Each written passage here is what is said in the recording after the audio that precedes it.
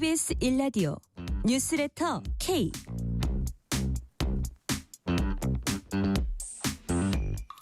안녕하세요. 뉴스레터 K 진행하는 전종철입니다. 국민의힘 중앙윤리위원회가 친한동훈계 배현진 의원에게 당원권 정지 1년을 의결했습니다. 친한동훈계 인사가 잇따라 중징계를 받은 데다가 배 의원의 경우 지방선거 공천권을 행사할 수 있는 서울시당위원장을 맡아왔기 때문에 이번 징계가 최고위에서 확정될 경우 후폭풍이 예상됩니다. 장동혁 국민의힘 대표의 어제 청와대 오찬 불참을 놓고 여야는 오늘도 공방을 벌였습니다.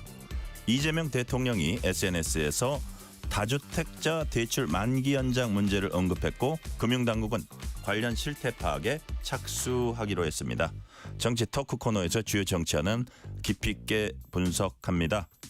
정부와 여당이 대형마트의 새벽 배송을 허용하는 법안 개정을 추진하는 데 대해서 소상공인들은 지역 상권 위축 등을 우려하면서 반발하고 있습니다. 오늘 인터뷰 코너에선 차남수 소상공인연합회 정책개발본부장을 만나서 소상공인들은 어떤 점을 우려하고 있고 또 정책당국엔 어떤 걸 바라고 있는지 알아봅니다. 설명절에 생업 현장의 경기는 어떤지도 함께 들어봅니다. 뉴스레터 K 지금부터 시작합니다.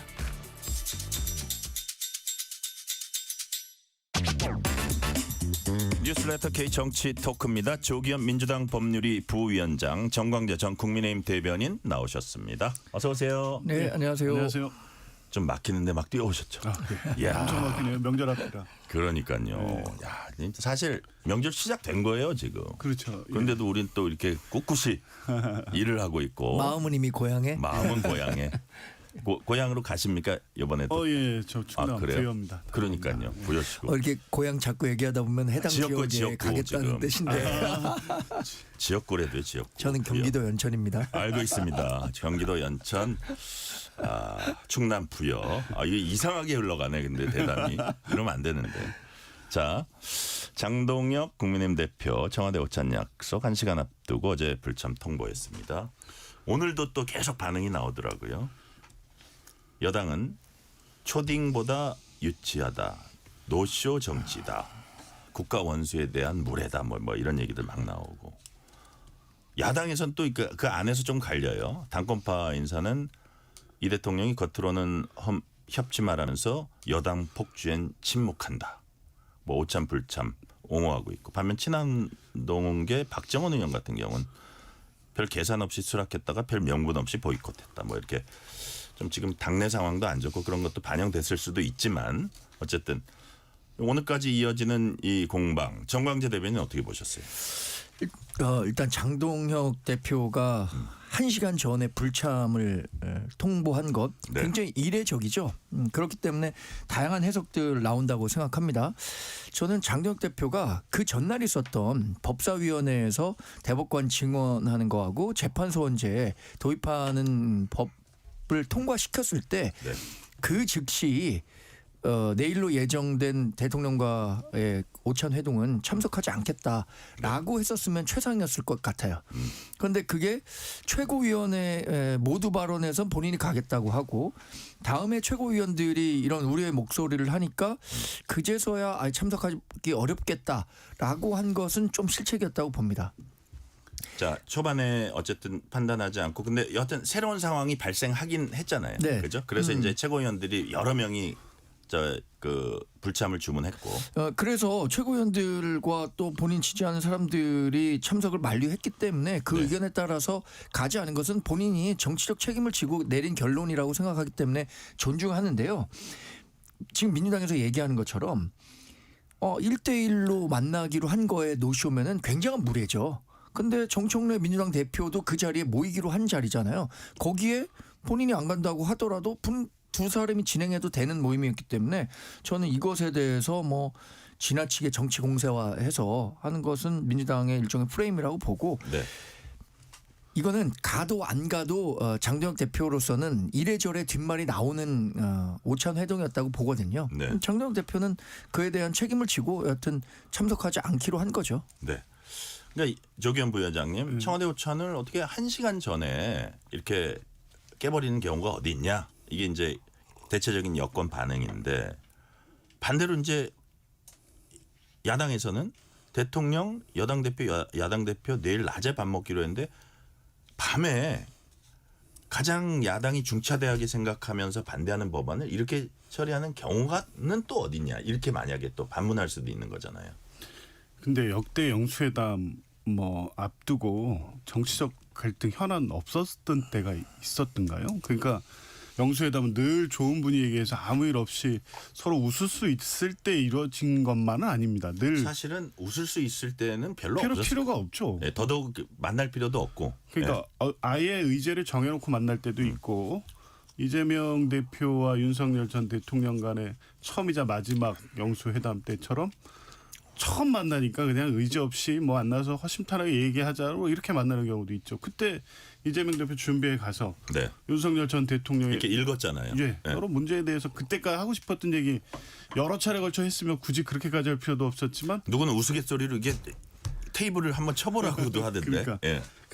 거기서 다 얘기하지 않습니까? 그러니까 그 전날 그런 일이 있었다고 하더라도 오히려 가서 물론 이게 뭐 국회 법안 처리가 대통령 지시받고 하는 건 아니고 민주당이 당내 결정을 통해서 하는 거기 때문에 대통령하고 직접 관계도 없긴 하지만 네. 어쨌든 이 법안에 그렇게 문제가 있다면 뭐 대통령이 수용하지 않을 것으로 보긴 합니다만 그 자리에서 자, 거부권 행사하십시오. 이거 재판 소원은 여당이 그렇게 밀어붙이지만 걱정이 많은 법안이고 야당은 반대합니다. 이런 얘기하면서 왜 안 되는지 또 그런 얘기하면 그게 이제 국민을 상대로 한 여론전도 될 수도 있고요. 통상 야당은 스스로의 어떤 정치력에 한계가 있을 때 그런 장을 오히려 국민들한테 알리는 자리로 활용할 수도 있었죠. 그러니까 이 얘기를 드리는 건 그냥 안 가기 위한 명단, 아니 명분, 갈 수 없는 상황이 됐기 때문에 그 명분을 그냥 갑자기 만들어서 1시간 만에 취소했다. 그건 장동혁 대표의 태도에서 나타나져요. 당일 최고의 모두 발언에서는 간다고 했잖아요. 네. 가서 민심을 허심탄회하게 전하겠다. 본인 그렇게 생각하고 있었는데 최고위원 2명이 반대하고 한 3명 정도 될 거예요. 3명이 네. 반대하니까 양양자 의원, 저 최고위원까지. 네. 네. 그 뭐 발언 내용 중에 비공개 회의 중에 아마 모르겠습니다만 전환길 씨가 신경 쓰였다는 얘기도 있고.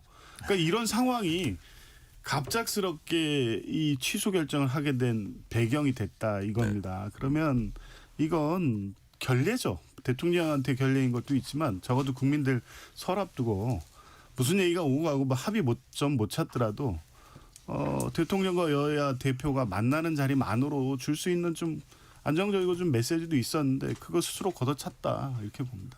이게 이제 뭐 오프닝 멘트 이렇게 공개된 멘트 자리가 있기 때문에 그거를 왜 활용을 안 했을까 이런 의문이 들긴 하는데 예. 자, 그 어쨌든 본인이 어떤 정치적 행위를 한 거예요. 정광인 대변인. 뭐 이거는 1시간 전에 확 안 가면서 이게 이제 약간 정치적 메시지가 더 셀 수도 있다 이런 판단을 했던 것 같아요. 그렇죠. 네. 저도 사실 최고위원회 모두 발언에서 장동혁 대표가 이제 오찬에 가기로 했다. 그래서 민심을 정하겠다.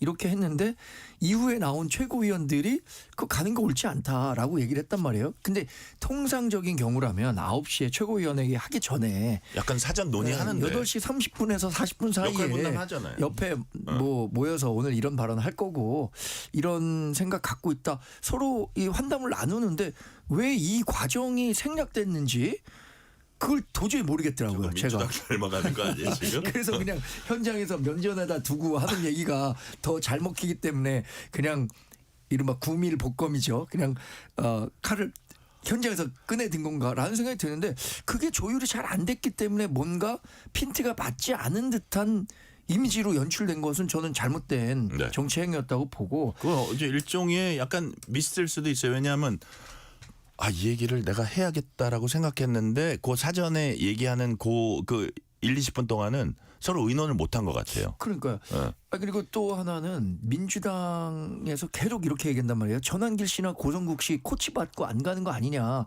이런 프레임이 정말 장동혁 대표에겐 불리하게 작용하는 건데 이 결과만 놓고 보면은 뭐 전환길 씨나 고성국 씨가 같은 주장을 했기 때문에 야 그렇게 된 거야. 이렇게 민주당이 공세를 한단 말이에요. 근데 제가 아는 한 그건 아니었거든요.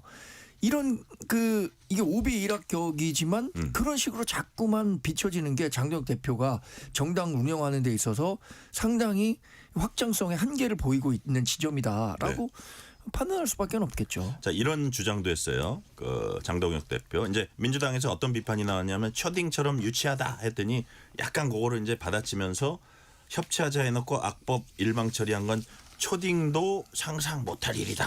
이렇게 또 반박을 했는데 그래서 야밤에 악법을 통과시킨 뭐 장동혁 대표 워딩입니다. 악법을 통과시킨 게 정청래 대표가 이재명 대통령하고 꺾으러 오니까 자기가 안 가려고 지금 나한테 취소하게 만들었다. 이런 취지로 얘기했는데 이 상상력은 조기현 부위원장님 동의하십니까? 그러니까 그 당내 상황 때문에 또 밖에 뭐 전환기 씨나 고성국 씨 의식해서 못 가놓고 그럴 만한 핑계가 안 되니까 결국에 요거를 여당 내 갈등을 부추기는 식으로 이용하려고 하는데 그러기에는 너무 궁색해요. 그 헌법재판소법하고 법원조직법, 대법관 증언하는 법이 네. 어제 갑자기 소위 얘기하는 무슨 날치기 상정이 돼가지고 가만히 있다 갑자기 처리된 법 아니거든요. 이미 작년 10월 달에 민주당 안에서는 민주당 내 협의를 통해서 정리했어요. 그리고 연내 처리 목표라고도 한 바가 있죠. 물론 이제 헌법재판소법은 그때 시한을 못 박지는 않았지만 적어도 최대한 빨리 처리하겠다는 입장은 분명했기 때문에 언제냐의 문제였죠. 그래서 2월 처리 그리고 법사위 회의가 잡혀서 안건 상정된 이상 처리 가능성이 분명히 있었던 거거든요. 그리고 지금까지 민주당 입장을 보면 국민의힘이 저지한다고 해서 통과 안 될 수 있다고 생각 안 했을 거예요. 그거 다 예상한 가운데서 영수회담의 시기가 확정이 된 거죠. 물론 그 전날 청와대가 장동혁 대표의 제안을 수용하는 방식으로 확정이 됐고 그 다음 날로 잡혀서 막 촉박하게 이루어진 것 같지만 최초 이 장동혁 대표가 원내 교섭단체 대표 연설에서 제안한 이후에 네. 청와대하고 조율하죠. 일정을 의제는 어떻게 할지 시기는 언제쯤으로 할지 어떤 방식으로 발표할지에 대해서 얘기가 다 된 상태에서 나온 거란 말이에요. 네. 그럼 그 과정에 있었던 법사위에서의 법안 통과도 다 예상되는 상황이었고 국민의힘은 영수회담을 준비할 때는 그런 상황까지 고려해서 통상 야당은 준비를 하죠. 네. 통과됐을 때 그 의제를 의제로 삼아서 대통령 앞에서 좀 강하게 어필하는 방식으로 해서 이게 협치냐? 대통령 협치를 말하려면 여당 통해갖고 이런 것 좀 해라. 이렇게 그 장으로 통상 이런 전략까지 다 짜갖고 들어가는데 그런 부분에 아무 생각 없이 갔다고요. 그게 지금 뭐 정청래 대표와 대통령과의 문제라고 저는 할 말 없으니까 그게 이제 최근에 어떤 합당 문제 때문에 민주당 내에 어떤 갈등 상황이 있으니까 그걸 그런 식으로 하면 꽤 명분 있는 것처럼 비춰진다고 판단한 것 같은데 네. 궁색하죠. 네. 정광희 대변인. 네, 제가 좀 말을 붙이자면 네. 정청래 민주당 대표가 뭐 이재명 대통령의 엑스맨이다. 이 표현은 장동혁 대표가 처음 꺼낸 게 아니에요. 이건 민주당 지지자들 사이에서 나오는 얘기입니다. 그것을 인용한 거예요? 인용해서 한 거죠. 정청래 민주당 대표가 지난해 8월에 당 대표 된 이후에 이재명 대통령 순방이든 모든 정치적 고비 사안마다 이재명 대통령의 국정운영과는 조금 결이 다른 이야기를 하니까 이 대통령이 뭐라 그랬습니까? 이른바 씬 스틸러. 네. 우상호 당시 정무수석에게 아니 왜 당이 그런 결정을 내렸답니까? 제가 이해할 수가 없습니다. 이런 얘기를 했다는 거잖아요. 지금도 조국혁신당과의 합당 문제 또 특검을 추천하는 과정에서 이재명 대통령과 감정적으로 아주 불편한 관계에 있는 전주철 변호사를 추천하는 과정 이런 것들 때문에 민주당 내에서 분화가 이루어지면서 정청래 민주당 대표가 엑스맨이다. 이런 얘기들을 개딸 민주당 이재명 대통령의 강력한 지지자들이 얘기를 하고 있어요. 네. 이거 뭐 장동혁 대표가 일부 이런 면은 있겠죠. 지금 민주당과 이재명 대통령 사이가 분화 조짐을 보이고 있다. 이런 분열은 결국 우리 선거에 도움이 된다라고 생각해서 거기에 이렇게 바람을 넣었을 수는 있지만 불을 붙인 거는 본인들이죠. 안에 있는. 네. 근데 청와대 대통령은 조기현 부회장님. 결코 그렇게 생각하지 않아요. 그가 홍익표 수석이 브리핑했잖아요.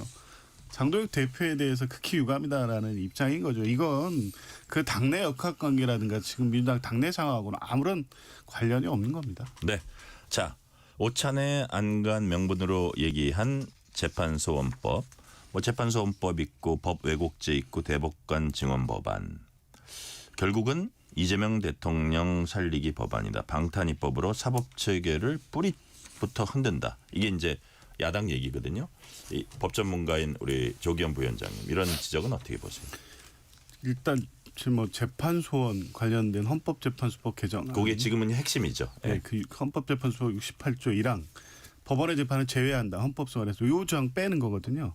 근데 이 논의가 이번에 이재명 대표가 지난 정권에서 검찰의 정권에 의해서 마구잡이로 수사받고 기소된 이후에 갑자기 나온 얘기 아닙니다. 오래됐고요. 2011년인가에 헌법재판소의 결정으로 네. 위헌 결정의 기속령에 반하는 재판 소원을 합헌으로 결정한 바도 있습니다. 그러니까 지금도 이번에 이 그 헌법재판소 개정의 취지도 똑같아요. 그러니까 헌법재판소가 위헌 결정한 법률 조항을 적용해서 잘못 판단된 부분에 대한 것 허용하고 네. 재판 수사 과정에서 위헌 위법한 절차적 위법 명백한 경우 그리고 아마 진입장벽도 만들 거예요. 그러니까 이게 마구잡이로 3심까지 끝났는데 4심으로 끌고 갔다. 그 헌법에는 최고법원은 대법원으로 하기로 했는데 그게 이제 그래서 야권에서는 이거 헌법 개정해야 된다. 그러니까 그래서 이제 위헌이라고 하는 건데요. 네. 그거는 사법부의 권한에 대한 헌법적 규정이고요. 헌법에는 헌법재판소에 대한 따로 규정이 있습니다. 그래서 헌법 해석의 최고 그 권한은 헌법재판소가 갖고 있어요. 그래서 지금 얘기하는 재판소원은 그 조금 전에 말씀드린 것 같이 위헌 결정이 있었는데 그에 반하는 재판이 있었다고 하면 네. 그에 대한 헌법적 해석 헌법재판소가 하는 게 맞고요. 그래서 이건 사심이 아니라 헌법심으로 봐야 된다. 그래서 위헌이 아니라는 거고 대법관 증언도요. 지금 국민의힘 전신 2010년인가 한나라당 때인가 지금 숫자 거의 동일한 숫자의 대법관 증언법을 당시 지금의 야당이 이미 제출한 바가 있어요. 그때 제출했을 때 논리도 똑같았어요. 대법원의 사건 적체 해소라든가 대법원의 심리에 충실, 국민의 인권보호. 지금 똑같은 논리를 하고 있는 거잖아요. 근데 이걸 이재명 대통령의 재판과 다 결부시켜서 얘기한단 말이에요. 그 논의는 이미 한참 전에 시작된 건데. 그리고 이게 개정된다고 해서 이재명 대통령의 지금 재판 만약에 임기 끝나고 재개된다고 해서 어떤 영향이 있죠? 이게 어떻게 적용된다는 얘기도 하지도 않고 있기 때문에 전혀 근거 없는 비판이라고 보고 대법관 증언 역시 지금 이렇게 개정이 되면 이재명 대통령 임기 내에 뭐 대법관 주류가 이재명 대통령 임명한 사람으로 다 바뀐다는 건데 증언 안 해도 대법관 구성은 이재명 대통령 임기 내에 대부분 이재명 대통령이 임명하는 대법관으로 다 바뀌게 돼 있어요. 네. 그러니까 이재명 대통령을 위한 법 개정이다. 이건 전혀 수긍할 수 없는 논리. 근데 이제 이게 또 그 여당 의원 87명이 공소 취소를 추진하는 모임이라 그러나요? 네, 그런데 또 하고 이런 것들이 다 또 이렇게 동시기적으로 이루어지니까 야당에서는 야당에다 이제 한번 질문을 네. 해볼게요. 요리 봐도 조리 봐도 위에서 봐도 아래도 봐도 이재명 살리기다. 그렇게 보고 있는 겁니까? 그렇죠. 이 재판 소원제가 도입되면 이익을 보는 사람이 누구냐, 피해를 보는 사람은 누구냐, 이걸 나눠서 볼 필요가 있다고 생각합니다. 아마도 첫 번째 이익을 보는 사람이 이재명 대통령일 거라고 생각하기 때문에 이 법을 무리해서 만들고 있다고 생각합니다.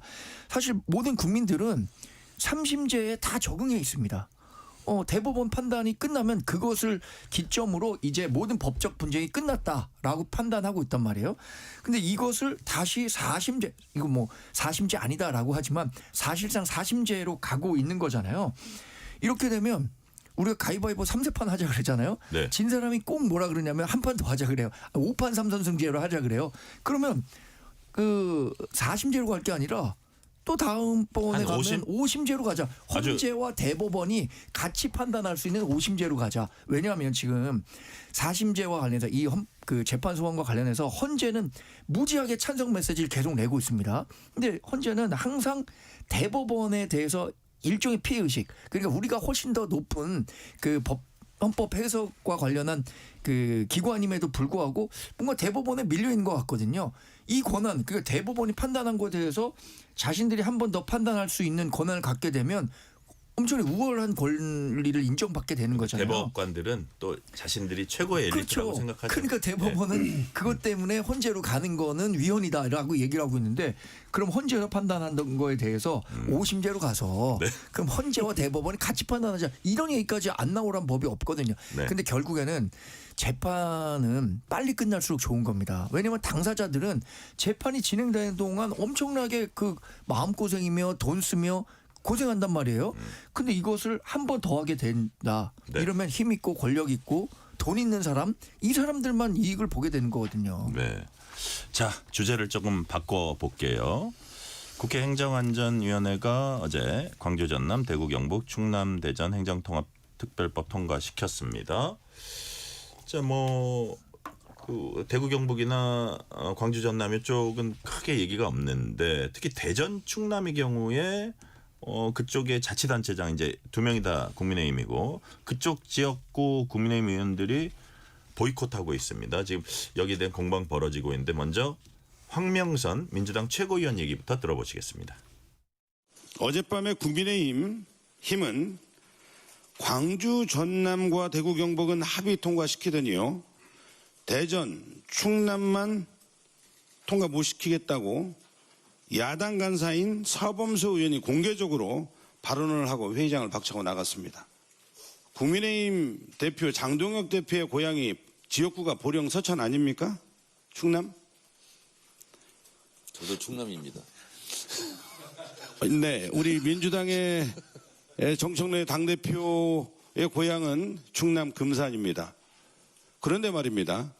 왜 민주당은 되고 왜 국힘은 당대표의 지역구에 있는 장동혁 대표 지역구 충남인데 말이에요. 왜 충남 대전은 안 된다라는 것입니까? 이장우 시장, 김태흠 도지사가 시켰습니까? 대통령께서 20조 원과 공공기관 우선 이전을 약속했습니다.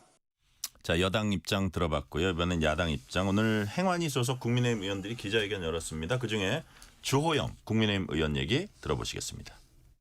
대전 충남 특별법안에 대한 민주당의 단독 강행 처리에는 깊은 유감을 표합니다.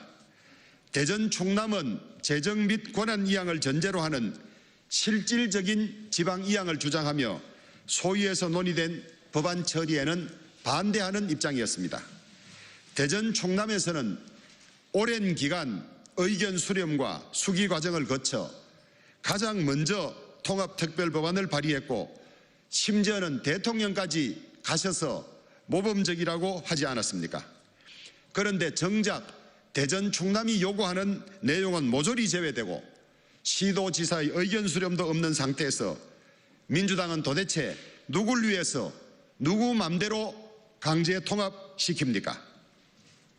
강제 결혼은 강제 이혼보다 더 어렵다고 합니다. 그걸 이 정부가 하겠다고 합니다. 자, 지금 여야 얘기 들어봤습니다. 황명선, 주호영 두 분 얘기 들어봤는데 우리 충남 부여 출신의 지금 우리 조기현 부위원장님한테 또 물어봐야 돼. 자, 그쪽 정서 좀 잘 아실 것 같아요. 충남 대전에 야당이 이렇게 크게 반발하고 있는 그 분위기 이거 어떤 배경이 있을까요?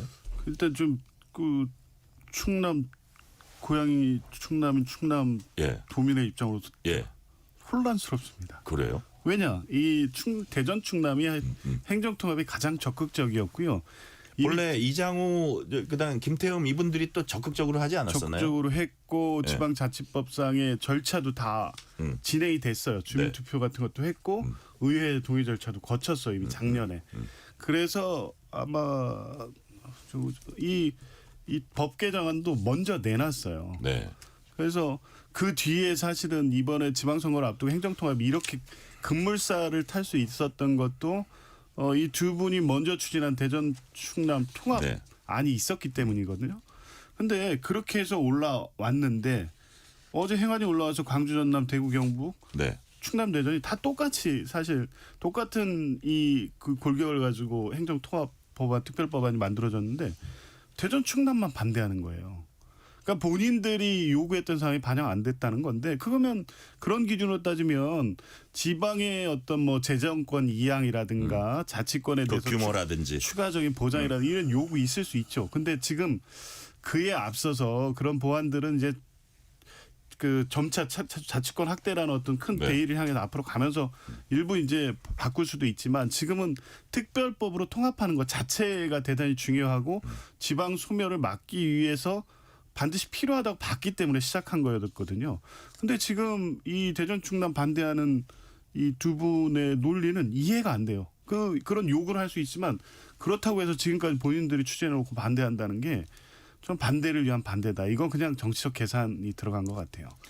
아 그리고 이건 어떻게 돼요? 이제 뭐 지방의회도 통과했다고 말씀하셨는데 여하튼 그 국민의힘 단체장들과 그 지방의원들 주도로 통과한 내용하고 아마 이거 지금 중앙에서 추진하는 것 내용이 좀 다를 것 같은데 이게 어떻게 체계가 어떻게 됩니까? 어떤 절차를 거치게 되는 거예요? 그 지금 말한 주민 동의 절차 있어야 되고요. 주민 동의랄까 지방에서의 어떤 지방 의회 그런 것지 뭐 전제 조건인지 아니면 그건 필요 없는 건지 아니면 조건이 해야 됩니다. 해야 돼요? 해야 되고 이미 뭐 주민 투표가 근데 예. 필수 요건이 아닌 거고 주민의 의사를 묻는 절차가 있으면 돼요. 그러니까요. 예. 그 절차는 이미 진행이 됐는데 그 내용이 일종의 법안처럼 네. A부터 Z까지 상세 안에 대한 동의가 아니에요. 이 통합 자체에 대한 이 동의 여부를 묻는 절차가 진행이 됐던 거고요.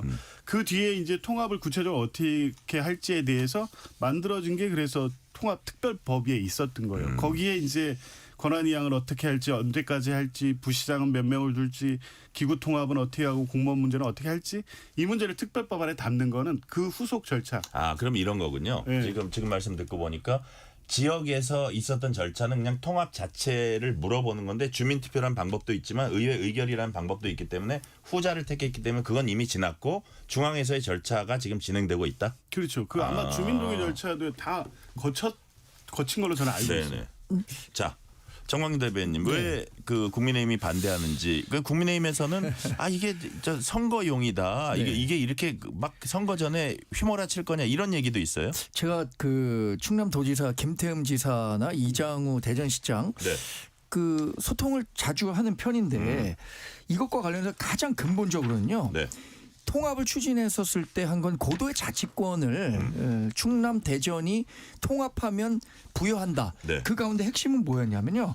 국세로 지금 되고 있는 양도세나 법인세, 부가세 이런 것들에 대해서 이걸 진방의 권한을 이양한다는 것을 전액 혹은 50% 뭐 이런 얘기 그렇습니다. 하더라고요. 그게 그 주가 됐었는데 지금은 하나도 그게 반영이 되지 않았고 그래서 본인들이 법안으로 제기했었던 충남 대전 통합 법안과는 완전히 결이 달라졌다. 네. 이게 배가 다른 산으로 가고 있다. 이런 얘기를 하는 거고 또 하나는 이거 뭐 약간의 지역 정서가 바탕이 된 건데 이른바 충청도 핫바지론이 또 나오더라고요.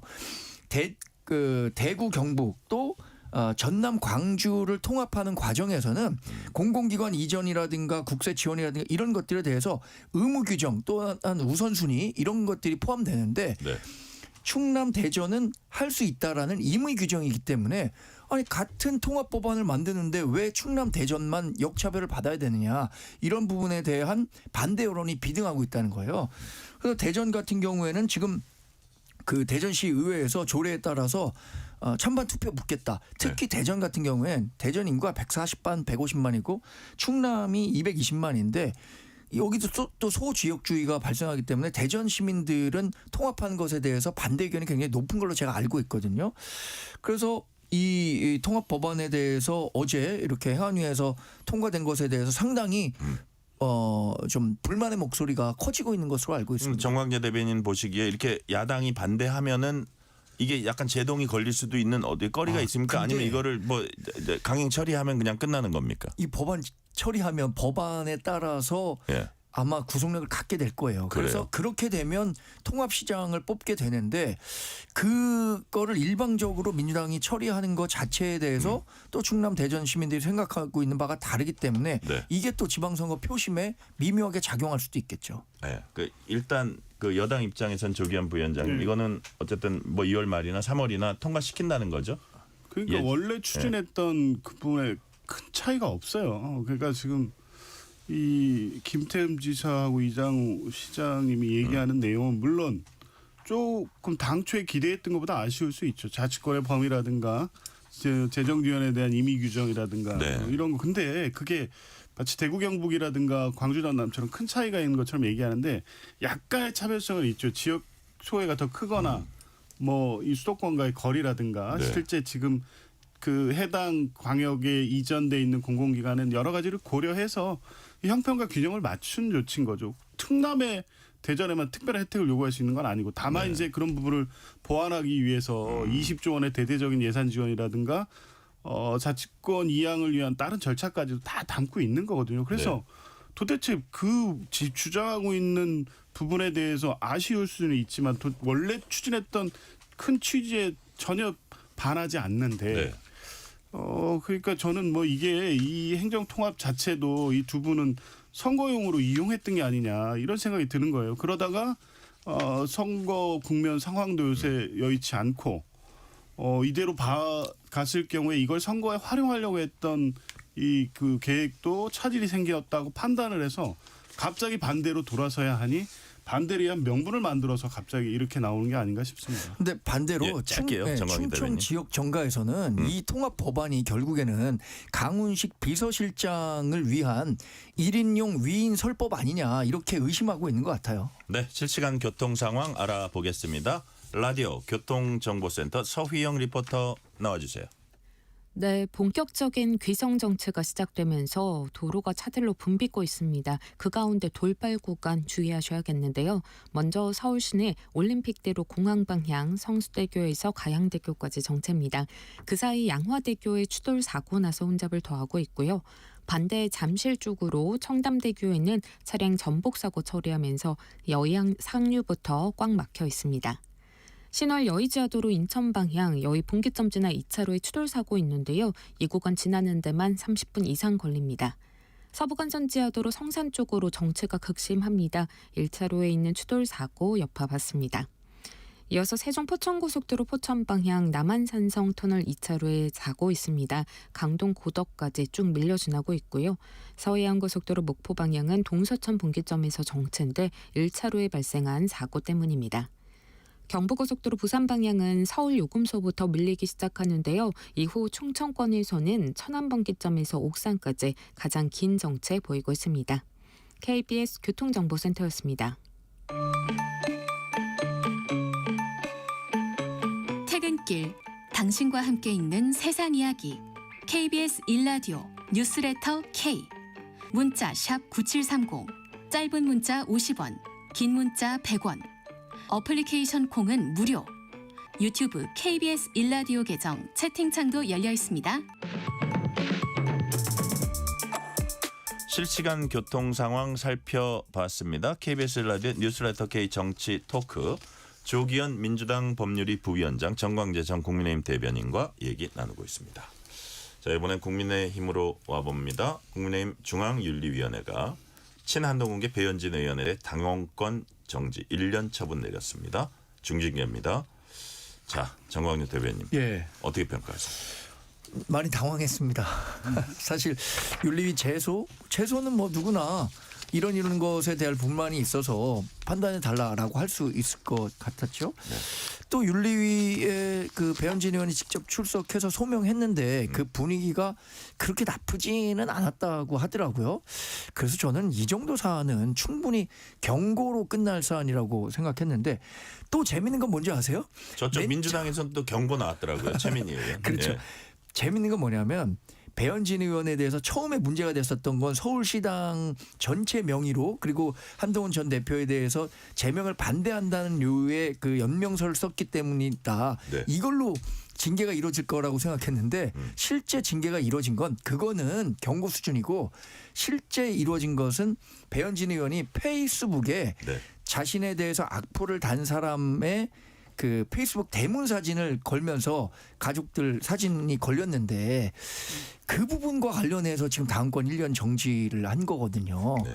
그러니까 일반적으로 봤을 땐 이거 본말이 전도됐다. 사실 아무도 주목하지 않았던 부분에 대해서 징계를 하고 나머지 부분은 정치적으로 조금 논란이 될 것 같으니까 그냥 경고하고 했기 때문에 뭐 배현진 의원 뭐 지금 그 기자회견 하고 있는지 모르겠습니다만 즉각 반발하는 기자회견을 준비 중이라고 하더라고요. 예를 들어서 이제 서울시당 위원장이잖아요. 네. 서울시당 위원장이 비례대표 공천에 대해서 아마 직접적인 권한이 있을걸요. 그렇죠. 그리고 예. 어쨌든 그 서울 지역 이게 다 그 지역별로 공천을 하기 때문에 뭐 그 거기에 어쨌든 총관장을 하는 그런 맞습니다. 입장인데 뭐 공관위원장 따로 있겠지만 그럼에도 불구하고 뭐 예를 들어서 선거가 있으면 대표가 총관장을 하듯이 자 이런 점은 어떤 식으로 지금 그러면 당원권 정지되면 시당위원장 당연히 못하는 거 아니에요? 이렇게 당원권이 정지가 확정이 되잖아요. 네. 대행 체제로 가게 됩니다. 네. 첫 번째, 두 번째 안이 있는데 첫 번째는 수석 부위원장 3명이 뭐 임시 대행을 맡는 방법이고 두 네. 번째가 당 대표가 대행을 직접 지명할 수도 있다 그래요. 이거 과연 어떻게 갈 건지 모르겠습니다만 원래 지방선거의 공천권은 각 시당에 있어요. 네. 국회의원 선거와 달리. 근데 여기도 또 예외 조항을 둬갖고 인구 50만 이상 단체는 중앙당에서 직접 하겠다라고 얘기를 했단 말이에요. 네. 근데 이게 그 관통하는 흐름이 있어요. 뭐냐면 결국에는 중앙당에서 지도부의 공천 영향권을 확대하려는 것 아니냐라고 네. 해석될 수 있다는 거죠. 그래요. 자, 조기현 부위원장님 보시기에 이게 어느 정도 폭풍일 걸로 이렇게 옆에서 지켜보니까 이렇게 보이세요? 그게 뭐 이 정도면 당이 쪼개질 정도의 이 문제가 생길 정도로 당내 이 비판이 나와야 되는데 사실은 이게 말도 안 되는 징계라고 보거든요. 뭐 한동훈 대표 때도 마찬가지고 그 댓글 이런 거 뭐 부적절했는데 그거 제명하고 이런 거 정당에서 꽤 오랫동안 받고 윤리심판원도 해봤지만 도저히 납득이 안 돼. 그 정도 사유가지고 당 전 대표를 제명한다는 건 말도 안 되고 김정혁 최고위원 건도 마찬가지죠. 배현진 의원도 시당위원장도 마찬가지고. 일련의 흐름은 어떻게 평가를 하십니까? 어떤 흐름이라고 보십니까? 한동훈 전 대표 등 핵심적으로 당의 어떤 유력 경쟁자들은 제명을 통해서 완전히 당에서 배제시키고 배현진 의원은 의원이기 때문에 어떻게 할 수 없잖아요. 그런데 마침 지방선거를 앞두고 핵심 공천권을 행사할 수 있는 권한을 갖고 있어요. 그것도 다른 지역이 아닌 서울시다. 서울. 그러면 뭐 사실은 장동혁 대표 체제가 실제 당내 기반을 공고히 하려면 지방선거가 대단히 중요합니다. 시의원, 구의원들 공천에서 밑에 이 조직을 어떻게 다지냐가 중요한데 지금 배현진 의원이 공천권 행사하면 본인에게 유리한 쪽으로 흘러가겠습니까? 이제 그러니까 하나하나 뺏기 위해서 당원은 50만, 송파가 바로 해당이 돼요. 송파 구청장 선거 이런 거. 그러니까 1차적으로는 그렇게 해서 중앙당의 공천권을 확보해 놓은 다음에 그 다음에는 이제 밑에 아예 이 시의원, 구의원, 구청장까지도 사실상 장동혁 대표의 영향력 아래 두겠다는 의도를 명확히 한 거죠. 그렇기 때문에 결론은 정해져 있다고 봐요. 그걸 일단 한 6개월만 정지시킬지 아니면 한 1년 정지시킬지 그렇게 봤는데 네. 이것도 역시 1년 중징계. 아까 그 내용도 말씀하셨는데 그 이유 댓글 부적절한 댓글이었던 건 맞는데요. 그걸 가지고 이 지방선거 앞두고 시당위원장 1년 당원권 정지한 건 공천권 행사하지 말라는 거죠. 그냥. 네. 자, 국민의힘이 이정현 전 대표 공천관리위원장 선임했습니다. 시간관계상 이건 어떻게 평가하세요? 정광재 대변인 짧게. 일단 우리가 그 호남이 워낙 취약 지역이잖아요. 이정현 전 대표가 호남 지역에선 뭐 국민의힘을 대표하는 여러 노력을 했었기 때문에 그런 측면에서 이해할 수 있는데 아쉬운 건 이분이 이제 윤석열 전 대통령과의 관계를 어떻게 설정한 거냐. 지난해 2월까지만 하더라도 상당히 옹호하는 듯한 발언을 했었는데 네. 이에 대한 그 관점의 변화가 있었는지 없었는지 그게 궁금합니다. 네. 조기현 부위원장님 어떻게 보세요? 이정현 카드. 이정현 공천관리위원장이 윤석열 전 대통령에 대한 태도가 무슨 의미가 있나요? 장동혁 대표 태도가 안 바뀌었는데 그리고 뭐 이정현 위원장 태도 안 바뀌었겠죠. 그건 사실 정치적 이해관계 때문에 처음에는 윤석열 대통령 옹호하고 소위 윤 어게인 하시는 분들하고 적극적으로 동조했다가 상황이 바뀌니까 또 발 뺀 거죠. 그냥 그러다가 관심 받지 못하다가 갑자기 지금 공천관리위원장으로 임명이 됐는데 깜짝 놀랐습니다. 이분이 그분일 줄은 몰랐어요. 그러니까 국민의힘이 거꾸로 가도 한참 가고 있구나. 더군다나 그분이 뭐 옛날 정치를 하신 지 오래된 분이어서가 아니라 정치적 색깔도 이 비상계엄 국면에서 선명하게 드러냈고 네. 그럼에도 불구하고 여론의 부담이 있을 텐데 임명한 것은 역시 뭐 장동혁 대표의 공천권 행사를 충실히 수행할 만한 어떤 생각을 가진 사람으로 임명한 거 아닌가 싶습니다. 네, 이 질문 조기현 부위원장께 먼저 드릴게요. 민주당이 합당 제안 철회하면서 조국혁신당이 연대 통합위원 준비 제안했고 조국 대표이 수용했습니다. 근데 여기 선거 연대와 통합이 아니라 연대와 통합, 그래서 기자들이 이제 물어봤어요. 박수현 대변인한테. 이거 왜 선거 연대란 말이 빠져있고 연대만 발표했냐 그랬더니 선거 연대를 논의하긴 지금 이르다는 뜻이라고 이제 그 얘기를 했거든요. 네. 자, 그럼에도 불구하고 결국은 선거 연대하게 될 거로 보시는지 하고, 그다음에 최근에 그 조국혁신당 정춘생 의원이 두 지역구를 콕 집어서 민주당 때문에 치러지는 선거니까 여기는 민주당 나오지 마라. 어떻게 보면 우리가 하겠다는 뜻으로 해석이 될 수 있잖아요. 이런 얘기들이 너무 빨리 나오면 또 그렇죠. 삐걱될 수도 있지 않아요? 어떻게 보세요? 그러니까 선거 연대 논의를 지금 할 단계는 아닌 것 같아요. 그렇죠. 바로 엊그저께 이 통합 무산되면서 그 사이에 여러 가지 갈등의 아직 여진이 아직도 남아 있는 상태고 그 사이에서 지지자들 당원들 간에도 상처가 좀 있어요. 이거 치유하는 데 시간이 좀 걸리고 네. 적어도 그 의도나 이런 부분이 사실 다른 의도가 없었다고 결과적으로 판단이 되지만 뭐 당내 권력 투쟁이 먼저 일어나고 거기에 조국 혁신당 대표까지 관여된 것처럼 하는 여론이 생겨버렸기 때문에 그 네. 상황에서 지금 선거연대를 논하는 건 그나마 이제 좀 잠잠하기 시작한 이 당 통합 갈등에 다시 불을 지피는 거여서 네. 조금 여유를 갖고 선거연대는 고민해봐야 된다 이런 입장일 텐데 그렇게 해서 가도 사실은 좀 연대라는 게 선거연대가 각 지지자들이 따로 있고 선거 준비를 다 해오고 있는 상황에서 쉽지 않은 상황이 돼버렸습니다. 근데 이제 어디 지역 보궐선거 국회의원 출마 포기하라 이렇게 얘기해버리면 그나마 협의해 볼 수 있는 그 어떤 조건도 이게 형성되기 어려워서 네. 정춘생 의원 이 제안은 좀 무리한 것 같아요. 좀 네. 시간을 갖고 지방선거를 같이 생각해보고 제한적인 연대 이렇게 접근하는 게 맞지 않을까 싶습니다. 시간 관계상 다른 질문으로 넘어갈게요. 네. 정광희 대변인. 이재명 대통령이 연일 부동산 관련 SNS 글 올리고 있습니다. 오늘 새벽이나 밤에 좀 많이 하시는 편인데 다주택자 대출 연장이 물론 뭐 낮에는 저기 집무실에 있으니까 다주택자 대출 연장이 공정하냐 뭐 이렇게 물었고요. 이게 뭐 다주택자들이 보유 중인 주택을 담보로 대출 기한 연장하는 거 이것도 제한할 수 있다 이런 뜻으로 이제 해석이 되고 있는데 어떻게 평가하십니까, 정광희 대변인?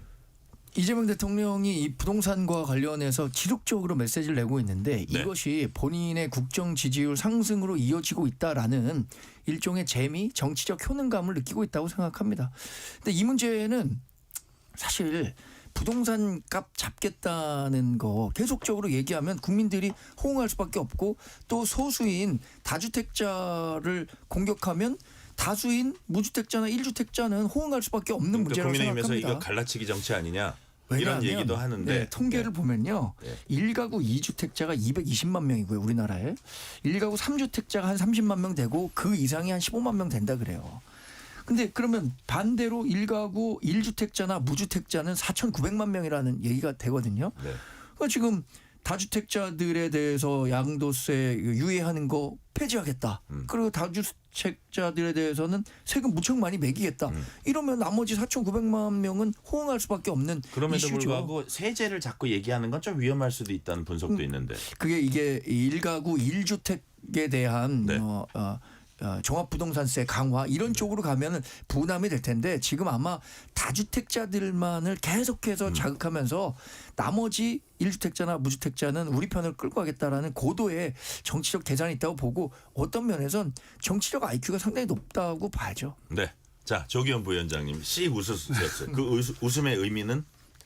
이게 왜 그렇게 정치 공학적으로 이렇게 딱딱 계산하면 계산이 떨어지는 것 같은데 네. 그러면 이 전제부터 틀렸어요. 이거 이재명 대통령도 양도세 중과 유예 없다라고 선언할 때 틀림없이 이건 선거의 리스크가 될 거라고 정치인이면 판단을 못했을까요? 그래서 그 얘기하면서 얘기했잖아요. 이건 정치나 선거의 유불리를 따져서는 성공할 수 없다는 거를 전제해놓고 시작한 거고요. 어제 SNS 메시지도 그런데 일관되게 관통하는 하나의 키워드가 있잖아요. 공정.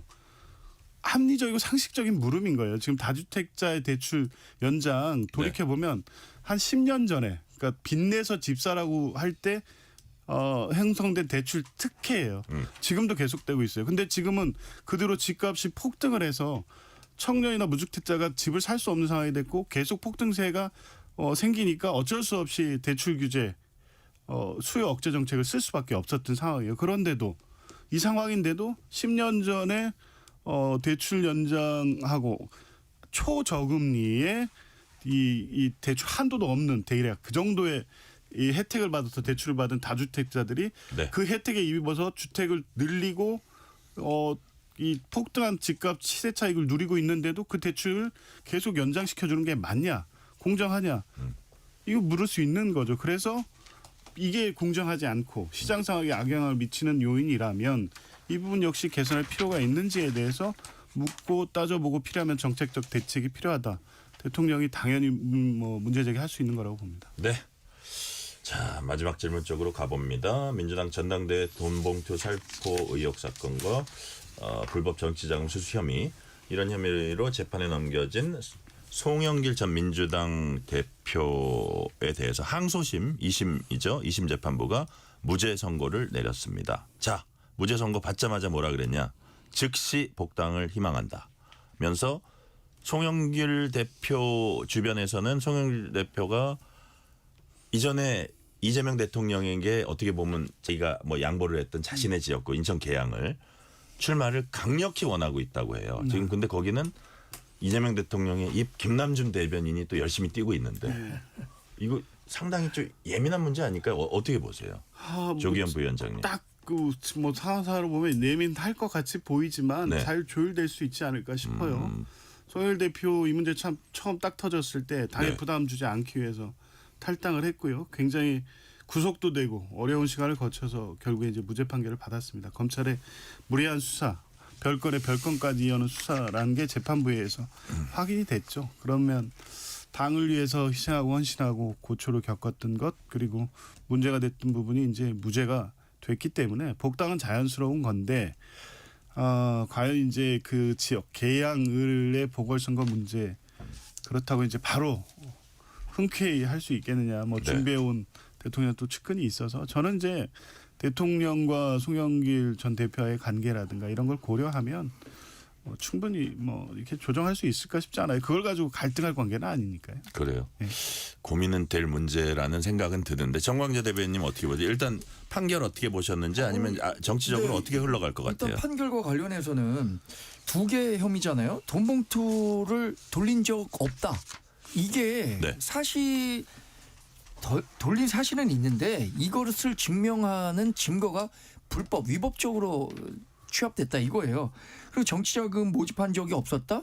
이것도 다른 사안을 조사하다가 이게 불거졌기 때문에 잘못된 그 증거다라고 네. 해서 무죄를 준 겁니다. 그러니까 완전히 이런 그 금전적인 논란과 관련해서 송영길 전 의원이 자유로운 건 아닌데 어쨌든 2심에서 무죄를 받았기 때문에 본인은 개항에 돌아가서 네. 자신의 정치 생명을 다시 재개하겠다는 뜻이 명백할 겁니다. 그러니까 당장 중앙일보가 뭐라고 썼냐면 김남준은 어디로라고 기사를 썼습니다. 그래서 앞으로 거기에는 송영길 그 뭐 이재명 대통령이 좀 빚을 진 것처럼 뭐 그런 그 인식이 깔려 있는 것 같은데요. 뭐 저는 개인적인 정리로만 놓고 보면 네. 송영길 전 의원에게 민주당이 공천 줘야 한다고 생각하는데 내부의 역학관계가 어떻게 돌아가는지 몰라서 네. 두고 보겠습니다. 그래요. 자, 지금 시간이 한 뭐 방송 마치는 거 한 1분 반 정도 남았는데 내일부터 설 연휴 시작입니다.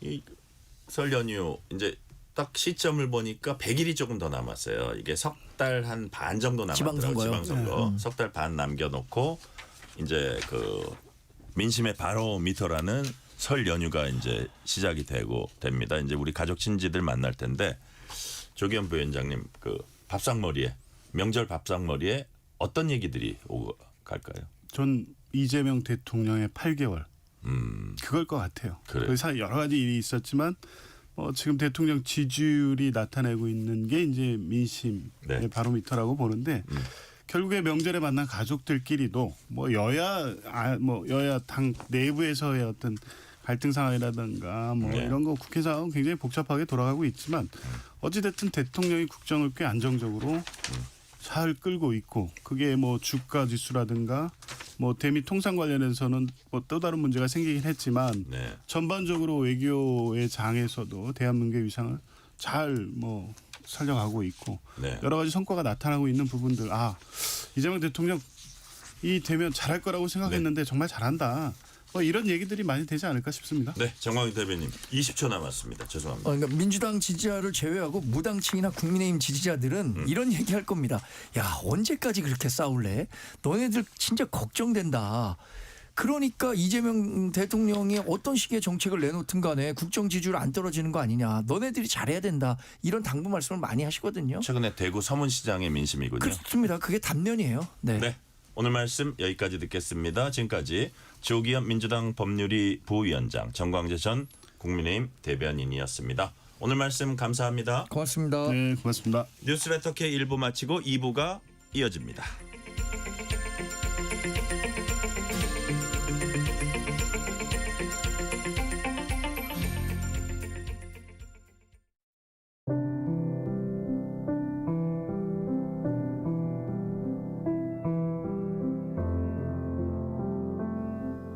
KBS 라디오 연중기획 희망충전 대한민국 677번째 이야기.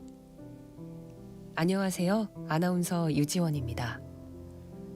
18살 서은이는 요즘 부쩍 걱정이 늘었습니다. 20년 넘게 당뇨병을 앓아온 아빠가 손가락 하나와 발가락 2개를 절단한 뒤 더 이상 지게차 운전을 할 수 없게 된 건데요. 엄마는 식당 아르바이트로 가족의 생계를 이어가고 있지만 생활은 점점 더 어렵기만 합니다. 창고를 개조한 작은 방 하나와 간이 부엌이 전부인 공간에서 하루하루를 힘겹게 살아가는 네 식구. 열악한 환경이지만 늘 상위권의 성적을 유지해온 서은이는 하루빨리 집안에 도움이 되기를 꿈꿉니다. 자신보다 항상 가족이 먼저인 서은이. 서은이 가족이 안정된 일상과 내일을 찾을 수 있도록 여러분의 격려와 마음을 보내주세요.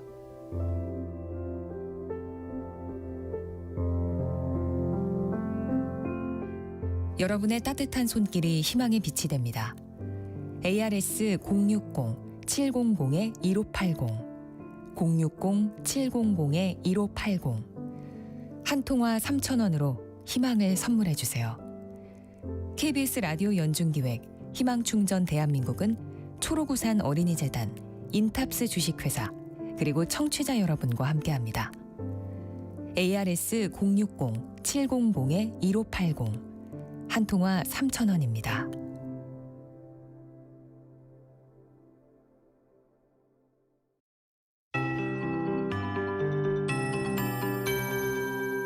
KBS 58분 날씨. 설 연휴를 하루 앞두고 고농도 미세먼지가 말썽입니다. 멀지 않은 건물조차 희뿌옇게 보이고 있는데요. 현재 전남과 제주를 제외한 전국 대부분 지역의 초미세먼지 농도 나쁨 수준을 보이고 있습니다. 특히 수도권과 강원도는 초미세먼지 주의보가 발령된 가운데 서울과 경기는 초미세먼지 농도가 매우 나쁨 수준까지 치솟아 있습니다. 내일도 서울과 경기, 강원 영서는 매우 나쁨 수준을 보이겠고요. 그 밖에 대부분 지역도 나쁨 수준을 보이겠습니다. 호흡기 관리 잘 하시기 바라고요. 이동하실 때는 미세먼지용 마스크를 잘 착용하시기 바랍니다. 늦은 밤부터 내일 오전 사이 수도권과 강원 내륙, 충청에는 안개가 자욱하겠는데요. 먼지와 안개가 뒤엉키면서 가시거리는 더 좁혀지겠습니다. 귀성길 교통안전에도 유의하시기 바랍니다. 건조경보가 발효 중인 동해안 지역을 중심으로는 바람도 강하게 불겠습니다. 설 연휴 기간 산불 나지 않도록 작은 불씨라도 철저하게 관리하셔야겠습니다. 내일은 전국이 대체로 흐린 가운데 날은 더 포근하겠습니다. 아침 기온 서울 4도, 대전 0도, 광주 2도, 대구 1도로 시작하겠고요. 낮 기온은 서울 12도, 대전 15도, 대구 17도로 3월의 초봄처럼 포근하겠습니다. 연휴 동안 평년 기온은 웃돌며 큰 추위 없겠습니다. 현재 서울의 기온은 7.6도입니다. 조하늘입니다.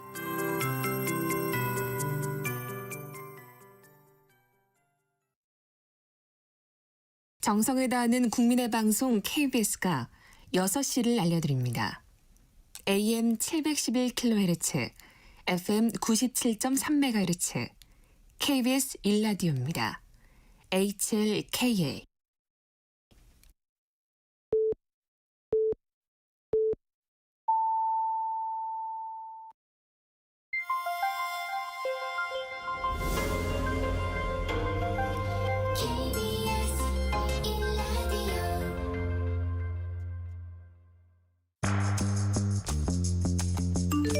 여러분은 지금 퇴근길 시사편지 한 장 KBS 일라디오 뉴스레터 K를 듣고 계십니다.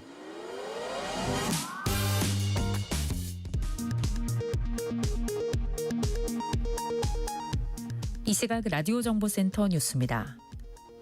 더불어민주당이 어제 대통령과의 오찬에 이어 국회 본회의 일정까지 거부했던 국민의힘을 향해 무책임한 행태라고 비판했습니다. 반면 국민의힘은 여당의 법안 강행 처리를 문제 삼으면서 협치 의사가 없는 건 이재명 대통령과 민주당이라고 맞받았습니다. 더불어민주당 전당대회 돈봉투 살포 의혹과 불법 정치자금 수수 혐의로 재판에 넘겨진 소나무당 송영길 대표가 2심에서 무죄를 선고받았습니다. 이는 징역 2년을 선고한 1심 판결을 뒤집은 것입니다. 이재명 대통령이 오늘 또다시 다주택자들을 겨냥했습니다. 투기용 다주택에도 대출 연장이란 혜택을 주는 게 맞느냐고 언급했습니다. 금융당국은 곧바로 점검회의에 나섰습니다. 국방부가 합동참모본부 근무 당시 12.3 불법 비상계엄에 관여했다는 의혹이 제기된 강동길 해군참모총장을 직무 배제했습니다. 어제 주성훈 육군 지상작전사령관에 이어 이틀 연속 사성 장군이 인사조치된 이례적 상황에 군 내부도 술렁이고 있습니다. 대북 무인기 사건과 관련해 정동영 통일부 장관이 정부 차원에서 첫 유감을 표명한 지 사흘 만에 북한 김여정 부부장이 다행이라는 공식 반응을 내놨습니다. 북한은 동시에 재발 방지 대책을 요구했는데 정부도 대책을 마련하겠다고 밝혔습니다. 지금까지 라디오 정보센터 뉴스 편유이였습니다.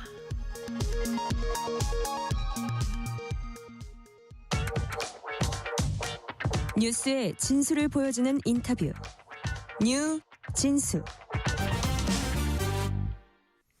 정부와 여당이 유통산업발전법을 개정해서 대형마트의 새벽 배송을 허용하는 방안을 추진하기로 했습니다. 이와 관련해서 소상공인 업계는 안 그래도 기울어진 운동장을 더 극단적으로 만든다면서 반발하고 있습니다. 그래서 오늘은 소상공인연합회 차남수 정책개발본부장 모시고 자세한 얘기 들어봅니다. 차남수 본부장님 어서 오세요. 네, 안녕하십니까. 네. 야, 진짜 설 명절 앞두고 또 귀한 시간 내주셔서 감사드립니다. 자, 가게 하시는 분들이요. 상인 또는 뭐 자영업자 우리가 이게 부르는데 그게 이제 사업체 규모나 매출 규모, 근로자 수에 따라서 또 이게 세분화가 돼요. 그럼 소상공인 이게 어떤 개념인지 어떤 분류가 되는 겁니까? 소상공인이라 그러면은. 그러니까 기본적으로 소상공인이라 하면 네. 이제 아까 사업자 규모를 얘기했는데 네. 대중소가 있습니다. 그러니까 대기업, 네. 중기업, 네. 소기업, 소상공인을 이렇게 이해하시면 되고요. 이제 이 우리나라 전체 사업체 중에 95%, 95.2% 정도가 소상공인이 지금 포지션을 차지하고 있고요. 그러니까 네 번째네요. 중기업, 예. 소기업 다음에 소상공인. 그렇습니다. 네네. 그리고 95%. 매출 규모는 네. 그러니까 예전에는 한 10억 미만으로 해서 저 많게는 120억이었는데 지금 140억까지 올라갔고요. 네. 그래서 이제 매출 규모는 그 되게 레인지가 상당히 넓습니다. 그러니까 아주 그러니까 작은 그 중에는 네. 상당히 돈을 잘 버시는 분들도 포함이 돼 있긴 하네요. 그렇죠. 제조업이나 건설업 같은 데는 맨 꼭대기층에 있고요. 네네. 우리가 이제 소위 말하는 숙박 외식업 작은 기업들이 바로 이제 맨 하위층에 매출 규모의 네. 포지션을 차지하고 있습니다. 그리고 외식업도 사실은 잘하시는 분들은 막 100억 넘을 수도 있는 거고. 그런 부분들은 이제 소상공인이라 부르지 않고 그래요? 그냥 소기업이라고 표현할 수 있고요. 네네. 그다음에 근로자 수에 따라서는 5인 미만을 일반적으로 소상공인이라고 보고요. 네네. 제조업이나 건설업 이런 쪽은 이제 10인 이상 그렇게 볼 수 있습니다. 10인 이하, 그러니까 5인에서 10인까지 예 그렇게 봅니다. 예. 그래요. 예 그렇습니다.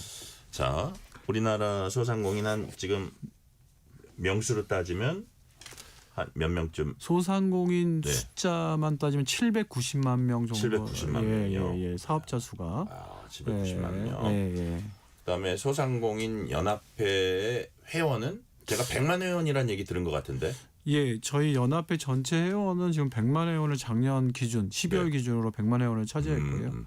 그다음에 전국 조직 단위로 보면 저희가 224개 정도의 전국 조직을 가져 있고요. 그 이제 지부라고 표현할 수 있고요. 그다음에 광역 시도에 17개 광역 시도에 각 지회 지회장님들 조직을 갖췄습니다. 그리고 회원으로 업종 단체들이 뭐 다양한 업종들이 있거든요. 뭐 인테리어 업종, 뭐 가방 업종, 뭐 슈퍼마켓, 뭐 다양한 편의점부터 해서 그런 업종들이 한 80개 이상이 참여하게 있습니다. 예. 그래. 지금 이제 그 조직 이렇게 얘기를 들으니까 예. 정치하는 분들이 눈치 좀 봐야 될 것 같은데 눈치 좀 봅니까? 저희가 눈치를 봤으면 좋겠고요. 네. 아무튼 저희가 눈치를 매년 너무 안 봐요. 봤으면 좋겠는데. 그래도 우리 유일무이한 법정단체이기 때문에 그러니까요. 예, 그래서 뭐 매년 그래도 저희가 어떤 정책에 대한 목소리를 냈을 때 그거에 대해서 귀 담아드리고 합니다. 그래요. 예, 예. 자, 본격적으로 현안 얘기해 봅니다. 예, 예. 정부 여당이 대형마트 온라인 판매 한해서 네. 새벽 배송 허용 반응 추진하고 있습니다. 이에 이제 소상공인 연합회가 반대 입장 냈고 전국 상인 연합회, 한국 슈퍼마켓 협동조합 연합회 반대하고 있습니다. 자, 본부장님, 대형마트 새벽 배송 허용이 소상공인의 영업을 더 추가로 더 심각히 침해한다 이렇게 보시는 거예요? 뭐 직접적으로 말하면 그러니까 저희는 이렇게 보는 거죠. 이게 마지막 우리가 갖고야 할 최후의 보루인데 마지노선을 무너뜨리라 그런다? 예, 그렇게 이해하시면 좀 쉬울 것 같습니다. 아, 그래요? 예, 이거는 그러니까 이건 약간 추상적인데 어떤 나름대로 데이터도 갖고 계신 거예요? 좀 뭐 조사도 시키고 뭐 했습니까? 아, 조사까지는 아니고 지금 조사를 진행 중에 있고요. 중이에요? 예, 조사는 진행 중에 있고 저희가 어떤 거 가지고 얘기하려면 이 유통산업발전법이 없을 때 아마 이제 골목 같은 데 가보시면 사실 다이소라는 아주 작은 또 그 프랜차이즈 형식의 그 다이소가 있거든요. 그쪽이 뭐 문구점, 화장품, 음식 다양한 걸 다 먹었습니다. 근데 그 다이소가 그런데 이제는 그거보다 더 큰 조직이 사실은 대형마트, 대규모 점포거든요. 사실 뭐 이마트라고 표현할게요, 그냥. 그 조직이 이제 원래 이제 시간의 제한과 공간의 제한이 있었는데 시간의 제한을 완전히 풀어준 것 같다. 그럼 왜냐면 이 새벽 배송이라는 이야기는 이제는 아침에와 저녁에는 이제 소위 말하면 대면 영업을 하고 그 다음에 새벽에는 비대면 영업을 하겠다라는 선언이라고 저는 판단하고 있습니다. 그럼 이게 소상공인한테는 어쨌든 기본적으로 상당한 영업에 침해를 갖고 올 수밖에 없다. 그렇습니다. 네. 그래도 그나마 이제 새벽 배송 이걸로 조금 어느 정도 그 묶어놨던 거를 이것까지 틀어주면 마지노선마저 무너뜨린다 이렇게 인식하고 계신 거네요. 네, 그렇습니다. 자, 이번 조치가 쿠팡을 견제하기 위한 조치다라는 이제 측면도 있는 걸로 알려졌습니다. 근데 그러다 보니까 쿠팡 잡으려다 소상공인들 잡게 생겼다 이런 말이 나옵니까? 아니 지금 현장에서는 쿠팡은 쿠팡이지 왜 그거의 규제 완화가 아니 쿠팡의 규제가 못하는 걸 갖고 저희는 맨날 목소리를 냈는데 이제 와서 쿠팡을 못 잡으니 왜 소상공인이 잡냐? 그게 바로 지금 대규모 규제 완화라고 저희는 이해하고 있는 겁니다. 그래요. 예. 쿠팡을 다른 방식으로 잡지 왜 쿠팡 잡다가 정말 그 막말로 쿠팡은 못 잡고 소상공인만 잡겠다 이렇게 보고 있는 거네요. 그렇습니다. 네. 좀 구체적으로 이렇게 한번 여쭤볼게요, 본부장님. 기존에 이제 뭐 마켓컬리라든지 쿠팡 이커머스 플랫폼들이요. 사실상 지금 새벽 배송 이미 하고 있잖아요. 그렇습니다. 근데 이제 이런 뭐 예를 들어서 이마트라든지 뭐 이런 데한테도 새벽 배송을 이제 허용하겠다는 거 아니에요. 그죠?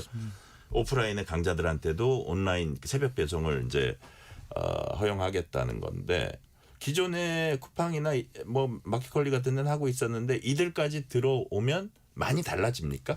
어떻게? 그러니까 저희는 예. 요거 얘기에서는 좀 시장적 구분이 좀 필요해요. 네네네. 왜냐하면 오프라인 시장과 온라인 시장이 있다는 건 누구나 다 알고 있지 그렇죠. 않습니까? 예, 예. 그리고 사실은 소비자도 똑같습니다. 온라인만 사용하는 소비자가 있고 네. 오프라인 쓰는 소비자가 있고 예, 예. 그두 개를 같이 쓰는 소비자가 있을 겁니다.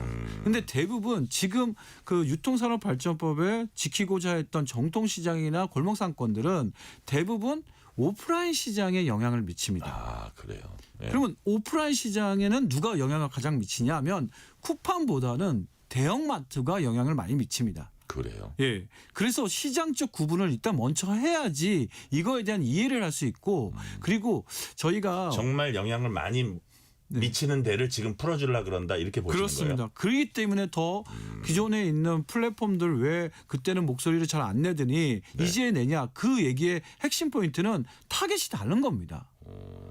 그래요. 예. 쿠팡하고 이마트 여기는 타겟이 다르다고 보시는 거예요. 왜냐하면 그 플랫폼 시장은 온라인과 오프라인을 하는 특히 온라인을 많이 사용하는 사람들이 많이 사용합니다. 네. 그리고 실질적으로 상품에서도 공산품이 위주고 네네. 그다음에 신선식품은 아직도 대형마트에서 또는 골목상권이나 정통시장에서 구매를 많이 합니다. 네네. 한 60%로 저희가 통계를 알고 있는데요. 그런데 그 시장마저도 네. 이제는 어떻게 보면 살아갈 수 있는 공간인데 그 공간에 드디어 이제 대형마트가 침탈하려고 한다. 저희는 그렇게 보는 거죠. 그래요. 예.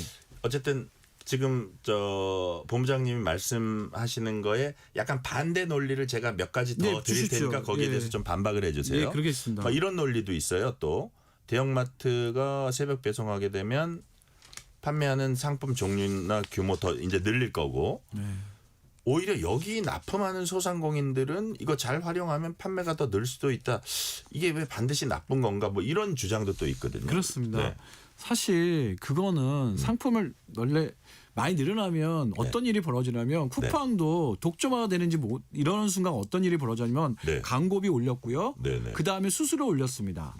다시 말하면 대형마트가 어느 정도 시장의 독점을 이루면 지금도 우리 소상공인들과 상생보다는 소상공인의 피를 빨아먹으려고 노력을 많이 하거든요. 왜냐하면 어느 정도 장사가 잘 되면 PB 브랜드 무조건 만들고 그다음에 그 수수료 올리고 약간 쿠팡도 그런 경향이 있지 않아요? 지금 쿠팡이 하는 행동을 네. 제가 보기에는 대규모 시장이 커지면 바로 똑같은 일이 벌어질 겁니다. 자, 피를 빨아먹는다는 건 우리가 또 방송이니까 예, 죄송합니다. 그 소상공인들의 이익을 탈취하는 착취한다 그렇게 표현하겠습니다. 예. 그런 조금 더 말씀을 설명을 해주세요. 예. 아니 저희가 예를 든다면 대형마트에 입점하고 싶으면 어떻게 뭐 그냥 입점되는 게 아닙니다. 그리고 그 파이가 커져지면 소상공인 납품이 많아지는 게 아니라 네. 그들에게 경쟁력이 더 심해집니다.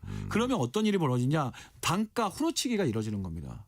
그러면 소위 말하면 소상공인들에게 어느 정도 기회를 주는 것이 아니라 기회가 아니라 이익을 뺏어갈 수밖에 없는 구조로 갈 수밖에 없습니다. 그게 거기에 서로 경쟁하게 되면 이쪽에 네. 단가 후려치기라는 현상이 반드시 나타난다. 왜냐하면 지금도 예. 쿠팡이 어느 정도 독점이 일어나기 전에는 사실은 그렇게까지 시장이 혼탁하지가 않았습니다. 근데 어느 정도 규모가 그 독점화 되니까 뭐 소위 말하면 광고비를 올리고 그다음에 수수료를 올리고 그다음에 정산 주기를 늘리고 소위 말하면 안 좋은 행동들을 다 하고 있거든요. 네. 그거를 이제 대형마트가 새벽 배송을 위해서 시장이 커지면 커질수록 소상공인들은 위축되고 거기에 완전히 종속되어서 살 수가 더 없게 되는 겁니다. 그래요. 예. 예를 들어서 이제 그 어떤 그 뭐 쿠팡이라든지 이마트몰이라든지 이거 이용하는 그 소비자 입장에서 보면 네.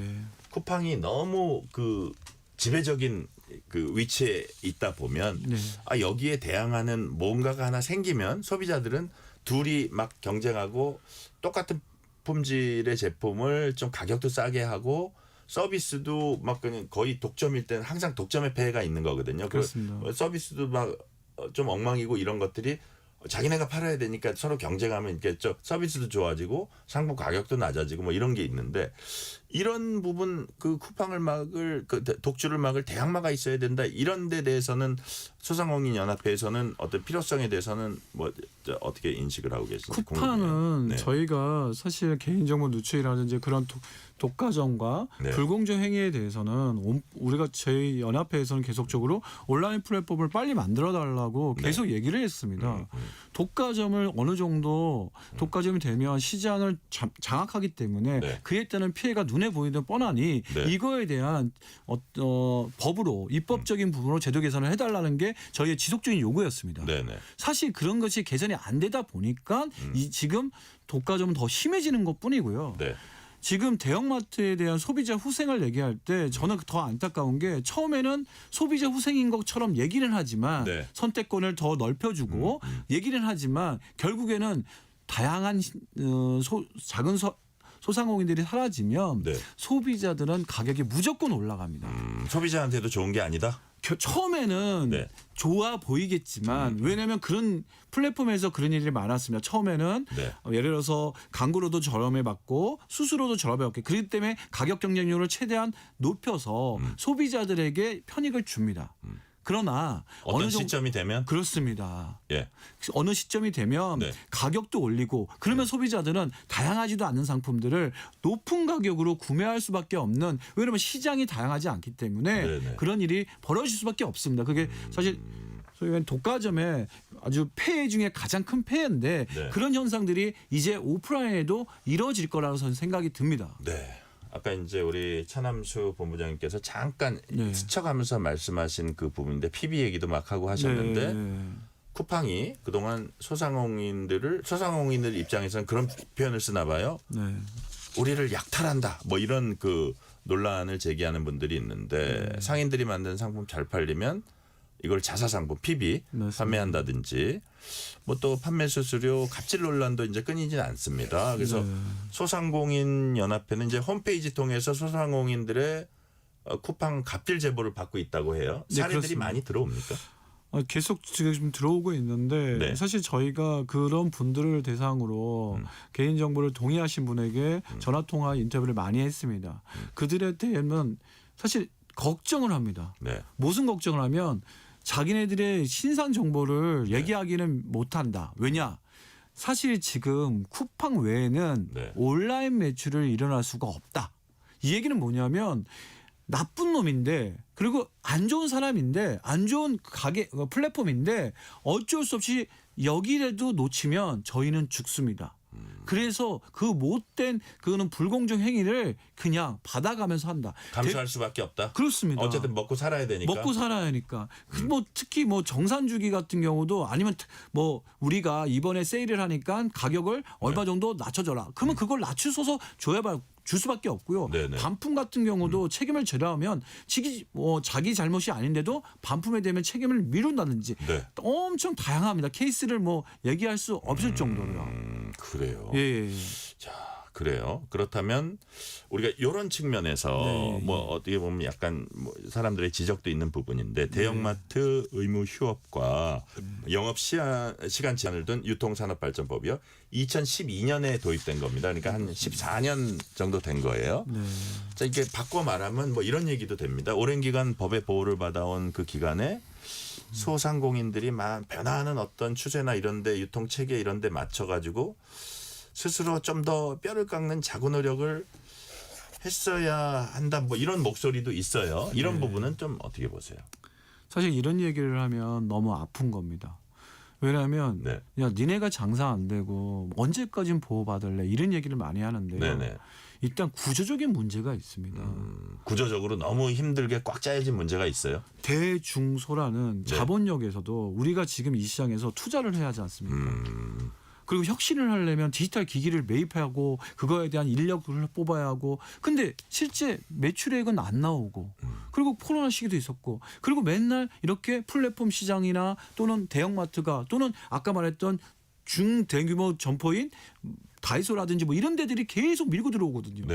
그러면 그걸 온몸으로 막기도 힘든데 설 자리가 없어요. 설 자리가 없는데 이 사람들이 그냥 니들은 혁신도 않는 게으르다. 아니면 니는 혁신을 못하는 아주 낙후된 사람들이다. 이런 논리는 이 사람들의 현장에서 지금 시장에 나가 보셔서 그들이 얼마나 지금 온몸으로 이 시장을 버티려고 하는 그 모습을 못 봤기 때문에 그런 말씀을 하시는 거라고 저는 그거는 봅니다. 그냥 탁상공론 책상에 앉아서 하는 얘기일 수 그렇습니다. 있는데 예. 현장에 나와서 보면 얼마나 치열하고 처절한지를 아마 아실 거다 이런 얘기네요. 그렇습니다. 네. 그들은 네. 조금이라도 싼 가격을 사기 위해서 원자재 좀 싼 데를 찾아다니기도 하고요. 네네. 그다음에 시간적 자기가 인건비가 많이 못 나니까 왜냐면 매출이 없으니까 네. 자기 시간을 오버타임하고 그리고 그러다 보니까 솔직히 밥도 제대로 못 먹는 막 여러 가지 일들이 현장에 이뤄지고 있는 겁니다. 네. 자, 지금 뭐 좀 뼈를 깎는 자구 노력 예. 이게 말은 쉽지만 현장에 와 보면 정말 저쪽에는 대포하고 미사일로 싸우는데 그렇습니다. 여기 이제 몽둥이 갖고 싸우고 있는 거네요. 그죠? 그렇습니다. 예. 자, 어려운 그 과정에서 아주 처절하게 지금 생존을 위해서 노력하고 계시다는 말씀이시고 제가 사실은 아까 다이소 얘기를 초반에 하실 때 예. 나 이거 질문 뒤에 있는데 먼저 말씀하시면 안 된다. 이게 농담입니다. 그렇죠. 예. 그래서 이제 다이소 질문할 그 차례가 왔어요. 예. 그래서 소상공인 업계가 이렇게 대형마트에 새벽 배송 허용할 게 아니라 네. 오히려 마트에는 의무 휴업을 좀 더 늘려야 되는 거 아니냐. 만약에 그게 안 된다면 다이소나 대형 식자재 마트 특히 다이소 같은 데에 대해서 규제 대상에 좀 포함시켜야 되지 않냐. 이렇게 이제 보시는 것 같아요. 다이소가 소상공인 입장에선 상당히 위협적입니까? 그건 진짜 골목 상권에 지금 사실은 거의 이틀간 네. 또는 지금 현재는 새벽 영업을 안 하면서 시간 제약과 공간 제약을 하고 있습니다. 네. 대형마트는. 네. 근데 다이소나 식자재 마트 같은 경우는 그런 규제가 전혀 없어요? 없습니다. 예. 특히 식자재 마트 같은 경우는 24시간 영업하는 데도 있고요. 그리고 새벽 배송이든 아니면 뭐 낮 배송이든 아주 그냥 계속 배송들을 하면서 그리고 그들의 아이템들이 예전에는 뭐 신선 제품을 위주로 했는데 지금은 모든 뭐 공산품이나 뭐 신선식품 모든 제품들을 함께 다 들어갔습니다. 네. 특히 아마 다이소 보시면 아시겠지만 단층짜리 네. 매장이 아닙니다. 1층, 2층, 보통 한 3층, 4층. 4층. 4층 규모고요. 규모도 상당히 넓습니다. 이래서 주변에 한 반경 1km까지는 네. 시장들이 살 수가 없습니다. 그래요. 그 정도로 그렇습니다. 강력해요. 강력합니다. 특히 식자재 마트는 반경 3km까지도 영향력을 미치고 있습니다. 왜냐하면 소상공인들은 주차장도 좀 불편하고 접근성이 상당히 도보로 이동해야 돼요. 근데 네. 그 도보로 이동하는 시장은 대부분 다이소가 그다음에 자동차 이동하는 거는 식자재 마트가 그다음에 어느 정도 규모를 갖고 가는 데는 대형마트가 그러면 소상공인은 팔 데가 없는 겁니다. 더더군다나 이제 뭐 대학촌이나 네. 이런 젊은 사람들 많이 사는데 딱 그거 버티고 있으면 웬만한 물품을 거기서 사갈 수도 있잖아요. 그렇습니다. 예. 야, 그래서 그런 부분을 그렇다면 다이소 이런 부분은 소상공인들이 바라기에는 유통산업 그런 부분을 발전을 어떻게 저렇게 풀어놓냐 이렇게 보시는 거예요. 유통산업발전법에 대형마트뿐만 아니라 이런 식자재 마트나 그다음에 다이소 같은 그 매장들도 네. 포함해서 이런 시간 제한과 공간 제한을 네. 해야 한다. 그게 소위 말하면 저희가 생각하는 골목 생태계, 유통 생태계, 오프라인 생태계를 공존할 수 있는 그 건전하게 갈 수 있는 네. 그런 시장으로 바라보는 거죠. 그래요. 예. 또 이제 그 정책을 하는 분들이나 정치를 하는 네. 분들은 또 소비자 편익을 또 무시할 수 없으니까 여러 가지 이제 고민이 되는 지점이 그렇습니다. 또 있을 거예요. 그렇습니다. 소상공인 연합회의 어떤 그 입장은 충분히 100% 이해를 함에도 불구하고 이제 그런데 그렇습니다. 예를 들어서 그렇다면 이런 건 또 어떻습니까? 대형마트 온라인은 풀어주고 이거 지금 추진하는 거는 차라리 다이소나 대형 식자재 마트 뭐 지금 규제 사각지대라고 말씀하시는 거잖아요. 네. 그런 부분을 조금 규제하고 요런 어떤 뭐 절충안이라 그래야 되나 이런 부분은 어떻게 보세요? 이런 논의 자체도 네. 저희가 소상공인들이 왜 요 최근에 이런 당정 발표할 때 저희가 네. 놀랬던 게 뭐였냐면 네. 이런 논의에 저희 소상공인들이 빠졌다는 거예요. 소상공인 자영업자들이 네. 아까 말씀하셨던 그런 부분들부터 열린 창고에서 여기 진짜 오픈 베이스에서 진짜 우리가 어떻게 하면 이 오프라인 이 유통 생태계 좀 건전하고 지속 가능하게 유지할 수 있을까? 온라인의 시장은 너무 커가는데 이 오프라인 시장을 어떻게 하면 활기를 줄 것인가? 이 논의가 먼저 돼야 하는 거지. 네네. 그냥 여기는 이렇게 하니까 이렇게 하자. 이렇게 접근하는 방식은 네. 소상공인들 입장에서는 처절하게 우리를 배제하는구나.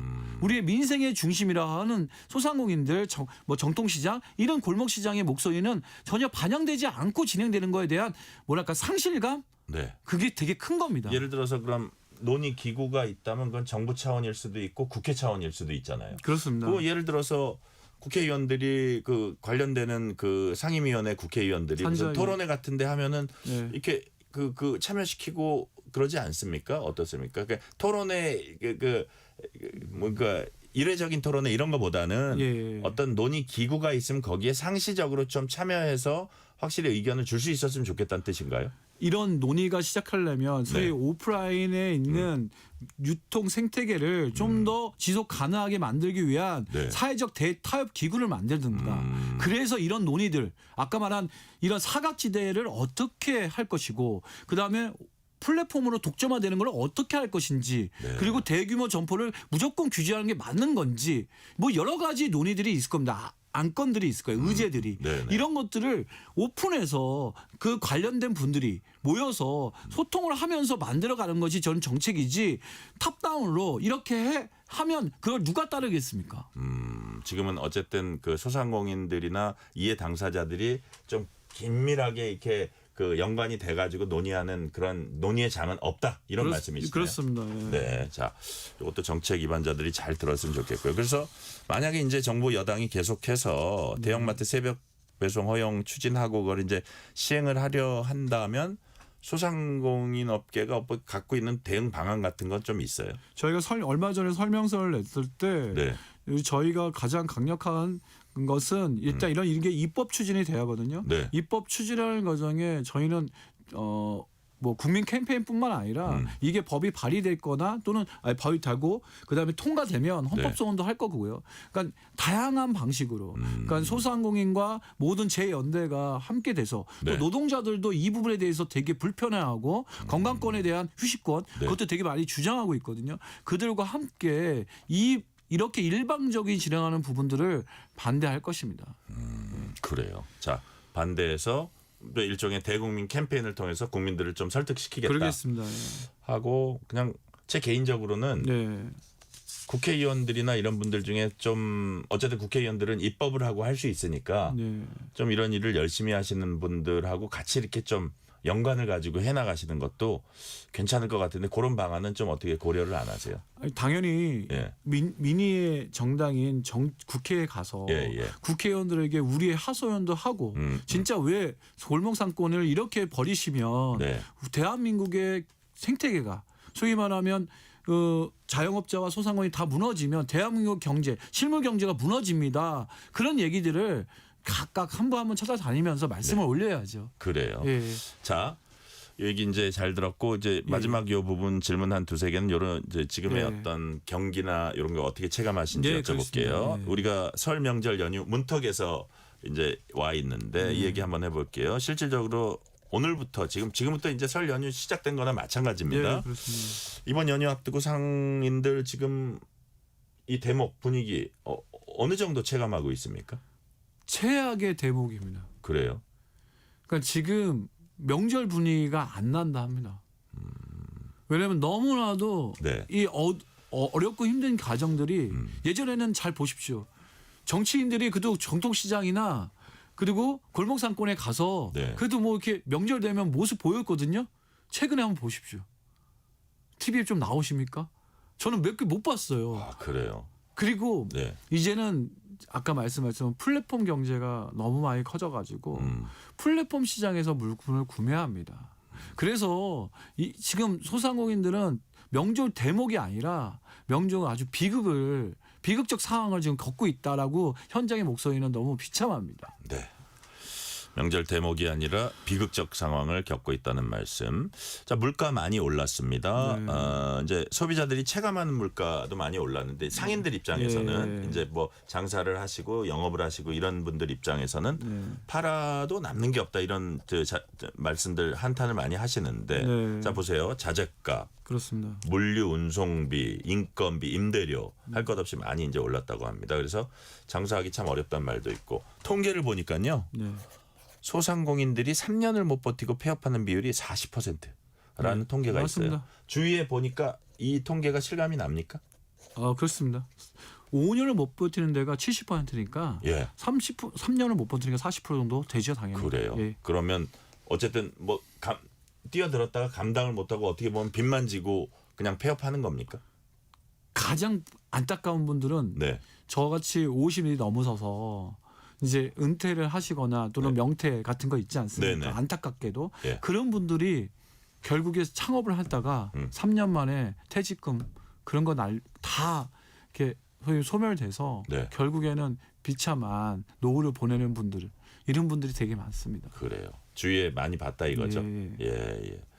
자, 그러니까 어쨌든 본인이 해야 될 영역도 있지만 좀 이게 구조적인 어떤 그 열악함 이런 것들을 또 풀어주는 것도 정부와 정치권의 역할이 아니냐 이렇게 보시는 거네요.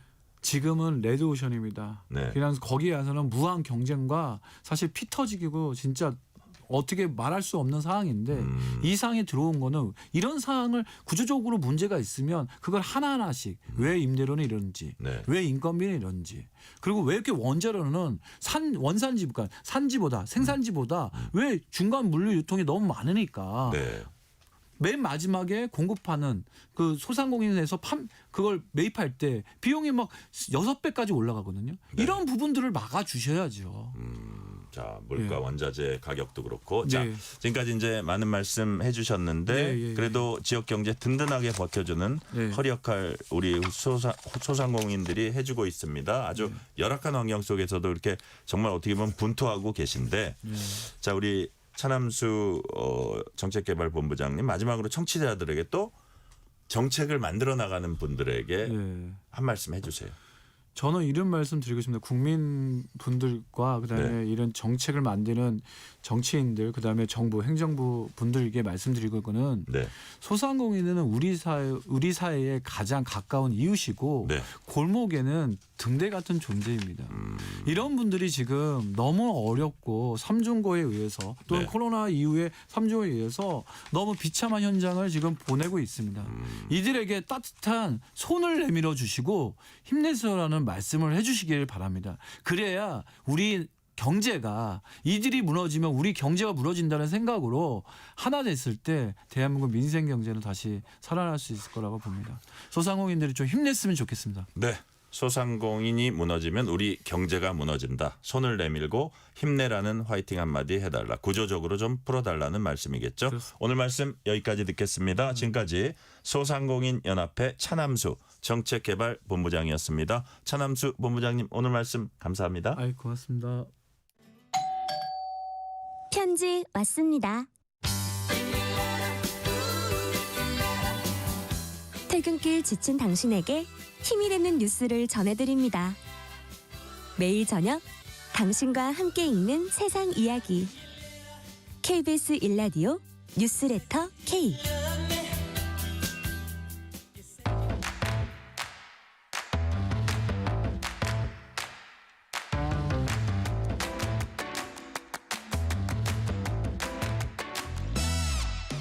오늘 가장 뜨거운 뉴스 화제 소식 쏙쏙 골라서 전해드립니다. 뉴스레터 브리핑 국민일보 김윤아 기자와 함께합니다. 김윤아 기자님 어서 오세요. 네, 안녕하세요. 기다리던 금메달 한국 스키에서 사상 첫 금메달이 나왔습니다. 주인공은 17세 최가온 선수죠. 네, 한국 스노보드의 샛별 최가원 선수 말 그대로 불굴의 보도였습니다. 네. 스키 스노보드 여자 하프파이프 결선에서 90.25점을 기록하면서 미국의 클로이 김을 제치고 정상에 올랐는데요. 이번 금메달은 이번 대회 한국 선수단 첫 금메달이기도 하고요. 네. 또 한국 스키 첫 금메달이었습니다. 최가원 선수는 2008년생이거든요. 네. 그래서 이 종목에서 최연속 올림픽 금메달 기록도 경신했습니다. 이번에 은메달을 딴 클로이 김 선수가 2018년 평창 대회 때 금메달을 땄을 때 그때 나이가 17세 10개월이었거든요. 그런데 최가원 선수는 17세 3개월이어서 그 기록을 경신한 겁니다. 그래요. 경선 초반엔 분위기가 좋지 않았어요. 최가원 선수 두 차례 넘어지기도 했는데 세 번째 극적인 반전을 했죠. 네, 맞습니다. 1차 시기에 두 번째 점프를 시도하다가 크게 넘어졌습니다. 착지 이후에 슬로프 턱에 보드가 걸리면서 쓰러졌고요. 네네. 한동안 일어나지 못하는 장면도 생중계가 됐습니다. 의료진이 코스 안으로 들어와서 상태를 확인하기까지 했는데요. 2차 시기를 앞두고 전광판에는 출전하지 않는다는 표시도 잠깐 떠서 걱정이 좀 그래요? 됐었습니다. 그러다가 결국 2차 시기에 나섰는데 또 한 번 도중에 넘어지면서 완주하지 못했습니다. 그때 1위였던 클로이 김은 1차 시기에서 선두로 치고 나갔고요. 스노보드 사상 최초로 올림픽 3연패하는 거 아닌가 하는 가능성까지 나오던 상황이었습니다. 최가원 선수는 3차 시기를 앞두고는 결선에 오른 12명 중에 11위에 머물러 있었는데 3차 시기에서 기술 난도를 조금 낮췄습니다. 그러니까 넘어져서 몸 상태가 좋지 않기도 했고 또 네. 대회장에 눈이 내리고 있다 보니까 무리하지 않기로 한 건데요. 그래서 세 바퀴 회전을 하는 1080도 이상의 고난도 연기 대신에 두 바퀴 반 그리고 두 바퀴 회전을 구사하면서 3차 네. 시기를 완주했고요. 여기서 90.25라는 고득점을 받아내면서 역전 드라마를 썼습니다. 클로이 김은 2차 시기 완주에 실패한 상황이었고 3차 시기에서도 넘어지는 바람에 최가원 선수가 금메달을 거머쥐었습니다. 그래요. 엄청난 역전 드라마 쓴 최가원 선수에게 박수를 보냅니다. 중국 베이징의 북한 대사관 메인 사진이 김정은 북한 국무위원장과 딸 김주애가 함께 등장한 사진으로 교체가 됐다고 합니다. 자, 후계 내정 힘이 더 실리고 있죠? 네, 맞습니다. 중국 베이징 소재의 주중 북한 대사관 정문 옆에 게시판이 있는데요. 네. 여기에 새롭게 사진이 걸렸습니다. 총 25장의 사진이었는데 이 중에서 중앙 상단에 위치한 메인 사진이 이 김정은 위원장하고 김주애가 나란히 서 있는 사진이었습니다. 지난해 새해를 맞아서 두 사람이 신년 경축 공연에서 나란히 인사하는 모습의 사진이었는데요. 사진 아래에는 2025년 새해를 맞아 경애하는 김정은 동지가 전국 인민에게 아름다운 축복을 보내고 있다라는 중국어 설명이 달렸습니다. 이 사진 설명에는 김주애의 이름은 별도로 등장하진 않았습니다. 그동안 북한 대사관의 게시판 중앙 사진은 주로 김 위원장의 단독 사진이라든지 아니면 시진핑 중국 국가주석과 함께 있는 사진이 주로 배치가 됐었는데 이렇게 부녀가 있는 사진이 중앙에 자리한 건 이번이 처음입니다. 왜냐하면 이 게시판이 주로 대외 선전 성격이 강하기 때문에 사진 하나에도 의도가 담길 수밖에 없거든요. 그래서 주로 이제 김 위원장의 단독 사진이 배치가 됐었습니다. 그리고 이 사진 한 장에만 김주애가 등장하는 게 아니라 부녀가 함께 등장하는 사진이 여러 장 포함이 됐는데요. 이렇게 공개 활동에서 두 사람이 등장하는 장면에 반복적으로 배치를 함으로써 부녀의 동반 행보를 부각하려는 걸로 해석이 됩니다. 네. 자, 국가정보원도 어제 국회에서 김정은 북한 국무위원장의 딸 김주애에 대해서 후계 내정 단계로 판단된다 이렇게 보고를 했어요. 네. 자, 후계 구도 설명할 때 국정원이 그동안 쓰던 표현이랄까 말하고 좀 달라졌죠. 네, 맞습니다. 그동안 국정원은 김주애가 유력한 후계자로서의 입지를 다지는 중이다라는 식으로 설명을 해왔었는데 이제 후계 내정 단계라는 표현을 쓴 겁니다. 이번이 처음인데요. 북한은 최고 지도자 후계자를 추대할 때 이 후계 수업을 거쳐서 내정, 그 다음에 공식화 단계를 밟습니다. 보통 후계 수업 단계에서는 여러 명을 놓고 저울질을 하면서 교육을 할 수도 있는데 그런데 내정 단계가 됐다는 건 사실상 후계자로 김주애를 확정을 한 상태다 이렇게도 볼 수가 있는 겁니다. 국정원이 이렇게 본 근거는 국회 정보위에 보고한 내용을 보면요. 김주애가 일부 시책에 의견을 내는 정황도 포착되는 등 재반 사항을 고려할 때 현재 후계 내정 단계에 들어간 것으로 판단한다 이렇게 봤습니다. 실제로 최근에 김 위원장이 부부장이 지방 경공업 공장을 방문할 때 네. 김주애가 동행을 해서 신제품을 시식하거나 아니면 뭐 백두산 인근에 준공된 호텔을 함께 찾아서 이야기를 나누는 모습이 북한 매체에 담기기도 했는데요. 네. 시책에도 의견을 낼 정도가 됐다라는 건 후계자가 될 가능성이 있는지 저울질을 하는 단계에서 나아가서 본격적으로 후계자 준비 작업을 하고 있다. 이런 뜻이기도 합니다. 이렇게 되면 그 다음 단계는 공식 직책을 부여하고 후계자를 공식화하는 작업이 남게 되는데요. 네. 김정은은 오랫동안 비공개로 후계 수업을 받다가 후계자 지위를 받으면서 깜짝 등장을 했었잖아요. 그런데 김주애는 이미 김정은을 수행하면서 주민들한테 존재감을 알리고 있는 상황이다 보니까 네. 내부 선전 작업도 이미 동시에 시작이 됐다. 이렇게 볼 수가 있습니다. 그러니까 다만 이 직책을 부여받는 것 이게 좀 애매한데요. 노동당 규정상 18세 이상만 입당을 할 수가 있기 때문에 지금 김주애 나이가 한 13살 정도로 추정이 되고 있거든요. 네네. 그래서 곧바로 당에서 공식 직책을 받기보다는 뭐 당 외곽단체 행사에 등장하면서 인지도를 더 쌓다가 후계자로 공식 등장할 수도 있습니다. 네. 유명 빵집 런던 베이글 뮤지엄에서 20대 청년 노동자가 과로사했다는 의혹이 제기돼서 이제 사회적 논란이 인바 있는데 고용노동부가 그 대표를 형사 입건했어요? 네, 맞습니다. 반복적으로 위반 사항이 포착이 되면서 이번에 네. 형사 입건이 됐는데요. 이 런던 베이글 뮤지엄 뭐 줄을 서서 사 먹는 베이글 빵집으로도 유명한데 이 노동자들의 과로사 의혹이 제기된 상태였습니다. 지난해 7월에 인천점 개점을 앞두고 26살 정모 씨가 근무를 하다가 장시간 노동을 하면서 숙소에서 숨진 채 발견이 됐는데요. 네. 그래서 고용노동부가 근로감독을 해봤더니 뭐 고인뿐만 아니라 동료 노동자 6명도 뭐 주 70시간 이상 근무를 한 걸로 확인이 됐습니다. 그런데 2024년 9월 그때 근로감독에서도 연장근로 한도를 위반한 적이 있었거든요. 그래서 이번에는 시정 지시 없이 곧바로 대표가 형사 입건이 됐습니다. 그래요. 자, 지금 김 기자 얘기 들어보니까 연장 근로 시키고 임금은 제대로 지급하지 않았다 이건가요? 네, 맞습니다. 그러니까 회사가 급격하게 성장을 했는데 그 이면에는 청년들의 장시간 노동, 공짜 노동이 있었던 겁니다. 본사에 사전 승인이 있어야만 연장 근로 수당이 지급이 됐고요. 네. 그리고 1분이라도 지각을 하면 15분치 임금을 깎았습니다. 그리고 법정 수당이나 뭐 퇴직연금 부담금 이런 것들도 제대로 내지 않아서 총 5억 6,400만 원이 덜 지급된 걸로 파악이 됐습니다. 그래요. 이것뿐만이 아니라 회사가 노동자들한테 중대한 영업 비밀을 누설하면 1억 원을 배상해야 한다. 이런 서약서를 작성하도록 강요를 했는데 독소 조항이네요. 네, 이건 근로기준법 위반 사항입니다. 그리고 아침 시간에 뭐 사과문 낭독을 시킨다거나 이것도 직장 내 괴롭힘이거든요. 그래서 이것도 과태료 부과 대상이 됐고 네. 이 밖에도 근무 중에 다친 직원에 대해서 산업재해 조사표를 일부러 뭐 지연해서 제출을 한다든지 이런 위반 사항이 대거 적발이 돼서 런던 베이글 뮤지엄이 부과받은 과태료만 8억 원이 넘는 상황입니다. 그래요. 젊은이들의 열정페이 착취에다가 노동 독소 조항까지 거기에 제재가 있었다는 얘기고. 자, 마지막 질문 드릴게요. 65세 이상 소득 하위 70%에게 기초연금이 지급이 됩니다. 근데 지금 방식대로 하면은 월 500만 원 가까운 돈을 버는 사람도 기초연금을 받을 수가 있다고 합니다. 그래서 정부가 이 기준을 좀 바꾸기로 했죠. 네, 이 기초연금의 취지가 노인 빈곤을 막는다라는 취지인데 네. 사실상 중산층까지 연금을 받고 있다 이런 지적이 나오면서 정부가 현재 계산 방식을 개선하는 방안을 검토 중입니다. 그래서 지금 보면 혼자 사는 가구라면 뭐 실제로 월 468만 원을 벌어도 소득 인정액은 그 기준인 247만 원보다 낮아지거든요. 네. 그렇기 때문에 기초연금을 받을 수가 있게 됩니다. 뭐 부부 같은 경우에는 맞벌이의 경우 뭐 연소득이 1억 원을 육박을 해도 이 공제 혜택을 다 제하고 나면 기준액이 낮아지기 때문에 이 역시 수급 대상에 포함될 수가 있는 겁니다. 네. 뭐 물론 다 주면 좋겠지만 문제는 한정된 복지 재정이잖아요. 그래서 정부가 이걸 개편을 해서 지원이 절실한 저소득층한테 집중하는 방식으로 검토를 하겠다 이런 입장입니다.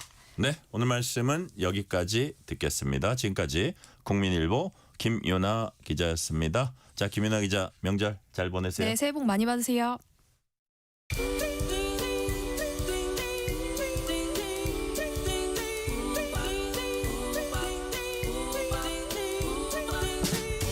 오늘 하루 뉴스를 정리해주는 다정한 편지 한 통.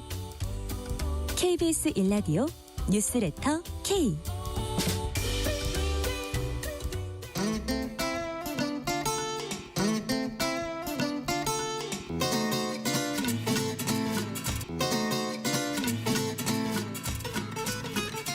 매주 다양한 문학의 전문가와 흥미롭고 유익한 이야기 나눠보는 시간 주말엔 문화. 지난해 3월에 경상북도에서 대형 산불이 일어났습니다. 완전히 회복이 이루어지지 않은 이 지역에도 여전히 희망과 삶은 계속되고 있습니다. 그런데 산불 피해 지역 초등학생들이 회복의 메시지를 담은 노래 우리 함께 다시를 만들었다고 합니다. 오늘 학생들과 함께 노래를 제작하신 안복진 음악감독과 함께 얘기 나눠봅니다. 안복진 감독님 어서 오세요. 네, 반갑습니다. 안녕하세요. 그래요. 아유 귀한 시간 내주셨어요. 아, 네, 정말 감사합니다. 네. 자, 안복진 감독님 자기소개 조금 해주실래요? 아, 네, 저는 싱어송라이터 그룹 좋아서 하는 밴드에서 예. 2008년 데뷔해서 현재까지 계속 노래를 만들고 부르고 있는 싱어송라이터입니다. 아, 싱어송라이터 20년 가까이 되셨네요. 한 18년 정도. 시간이 많이 흘렀더라고요. 그러니까요. 네. 지금까지 몇 곡이나 쓰셨어요? 저작권 등록되어 있는 건 한 600곡 정도 되는 것 같아요.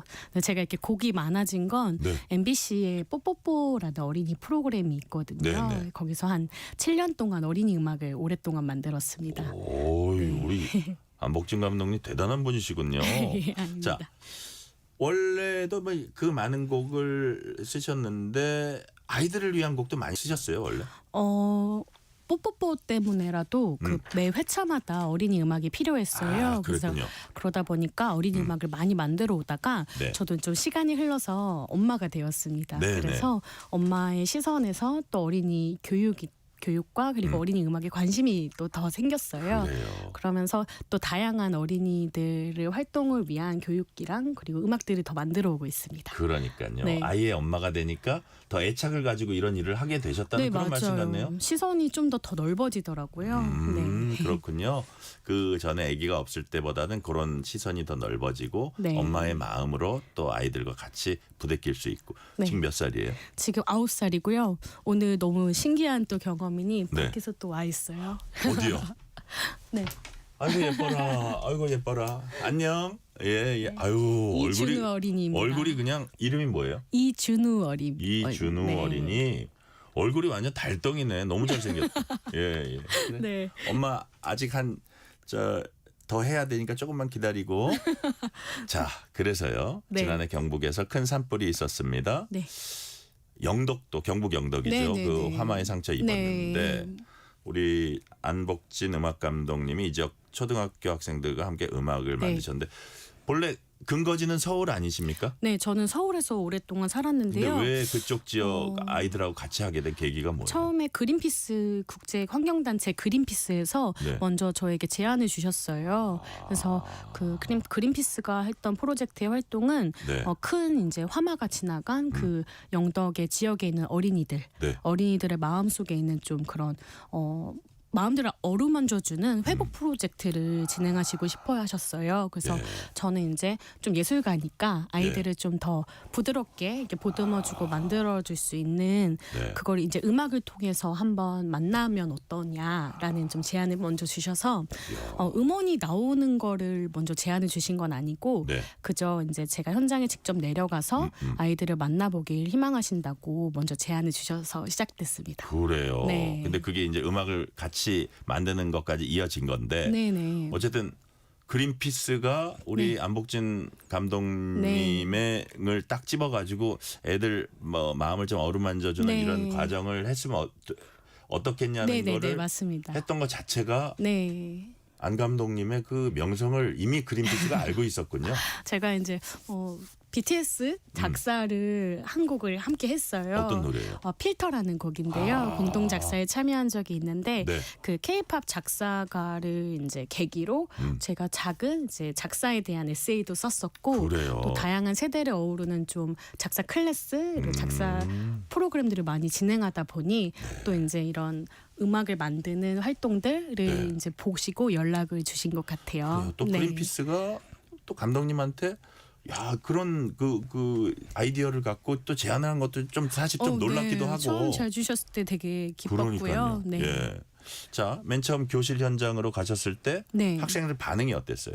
아이들이 일단은 제가 3일 차에 내려갔거든요. 네. 첫째, 둘째 날은 이미 이제 화마가 지나간 그 영덕의 숲길들 그리고 네. 지역을 이제 살펴보고 아이들이 그 환경을 보면서 좀 이야기를 꺼낸 문장들을 제가 먼저 받았어요. 예, 그렇게 저는 서울에서 먼저 노래 초안을 만들어서 갔고 네. 그 다음에 3일 차에 내려가서 예. 아이들의 얼굴을 직접 마주하면서 바로 친해질 수는 없잖아요. 네네. 그래서 제가 한두 시간 동안 제가 음악을 어떻게 만들었는지 그러니까 음악은 뭔지 약간 아이스 브레이킹했군요. 네네네. 가볍게 이야기 나누면서 애들에게 이제 바로 작사를 하라고 하니까 좀 어렵잖아요. 네네. 그러다 보니까 제가 뭐 산, 뭐 나무, 숲 이렇게 환경에 대한 이제 단어들을 키워드를 건네면 아이들이 산하면 뭐가 떠올라, 네. 나무 하면 뭐가 떠올라 이런 식으로서 키워드들이 나왔어요. 그래서 그 문장들을 연결해서 네. 노래로도 만들고 가사로도 만들고. 그러니까 네. 사실은 솔직히 말해서 아유 그 감독님이 다 하셨겠지 했는데 네. 애들이 기여한 바가 있다는 거 아니에요? 네, 어떻게 보면 네. 가장 이 노래는 제가 주인공이 아니고 아이들이 직접 쓴 문장들을 싣는 게 중심이었어요. 그래요. 네, 그래요. 자, 우리가 이제 노래를 좀 이따 듣기는 하겠지만 네. 예를 들면 어떤 문장들 이 상황에 어울리는 함께 걸어요. 그 아이들이 뒤에 합창으로 나오는 부분이 있거든요. 네. 그 부분의 거의 일부분은 친구들이 쓴 문장으로 가사를 만들었습니다. 그래요. 네. 자, 학생들과 이렇게 함께 걸어요 이런 것들 가사 같이 만들고. 네. 자, 녹음된 자기 목소리 들으니까 아이들은 어떤 반응 보였어요? 사실 현장 교실에서 지금 아이들을 제가 데리고 서울로 올 수 없었던 상황이어서 네. 제가 녹음 장비를 다 싸갖고 갔거든요. 그랬군요. 그래서 정말 교실 피아노 위에다 노트북을 두고 예. 마이크를 연결해서 아이들이랑 노래를 녹음했는데 어. 아이들은 일단 이런 녹음 장비가 다 처음이다 보니까 그거 자체도 신기해요. 네, 너무 신기하고 헤드폰으로 자기 목소리가 나오는 걸 너무 재미있어 하더라고요. 그러니까요. 네. 우리 사실 내 목소리를 저도 어렸을 때 뭐 네. 녹음기가 있는데 내 목소리를 들으면 싫어. 맞아요. 너무 싫어. 이게 내 목소리야 그랬거든요. 네. 지금이야 제가 뭐 방송을 어쨌든 30년 넘게 하다 보니까 네. 그런가 보다 하는데 네. 야 처음에 들었을 때는 되게 막 이렇게 간지럽고 그렇거든요. 네, 몸이. 그래서 조그맣게 소리 낸 친구도 애들 막 많았고 좋고 얼마나 또 순진하겠어요. 마이크에서 뒤에서 막 이렇게 조용히 부르는 친구도 있었고 그래요. 네, 너무 즐거웠습니다. 각양각색 네. 아주 재미있어하는 반응을 보였다는 말씀이시고 네. 자 이제 저 감독님 보시기에 네. 지난해 산불 역대급으로 길게 네. 이어졌습니다. 국민들도 많이 걱정 어린 네. 시선으로 바라봤는데 네. 이 산불이 그 지역이나 그 어린 학생들에게 어떤 상처, 어떤 흔적을 남겼다고 보세요?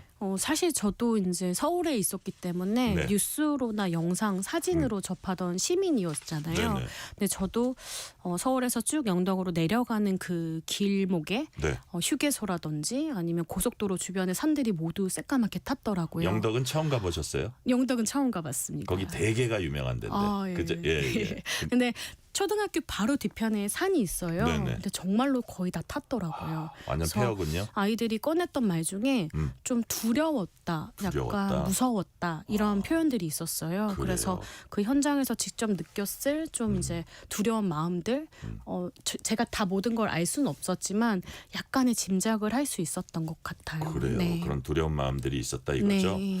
자, 학생들 마음에 두려운 마음들 그런 흔적을 읽으셨고 그거를 요 노래를 제작하면서 선생님 보시기에 많이 네. 좀 보듬었다고 보십니까?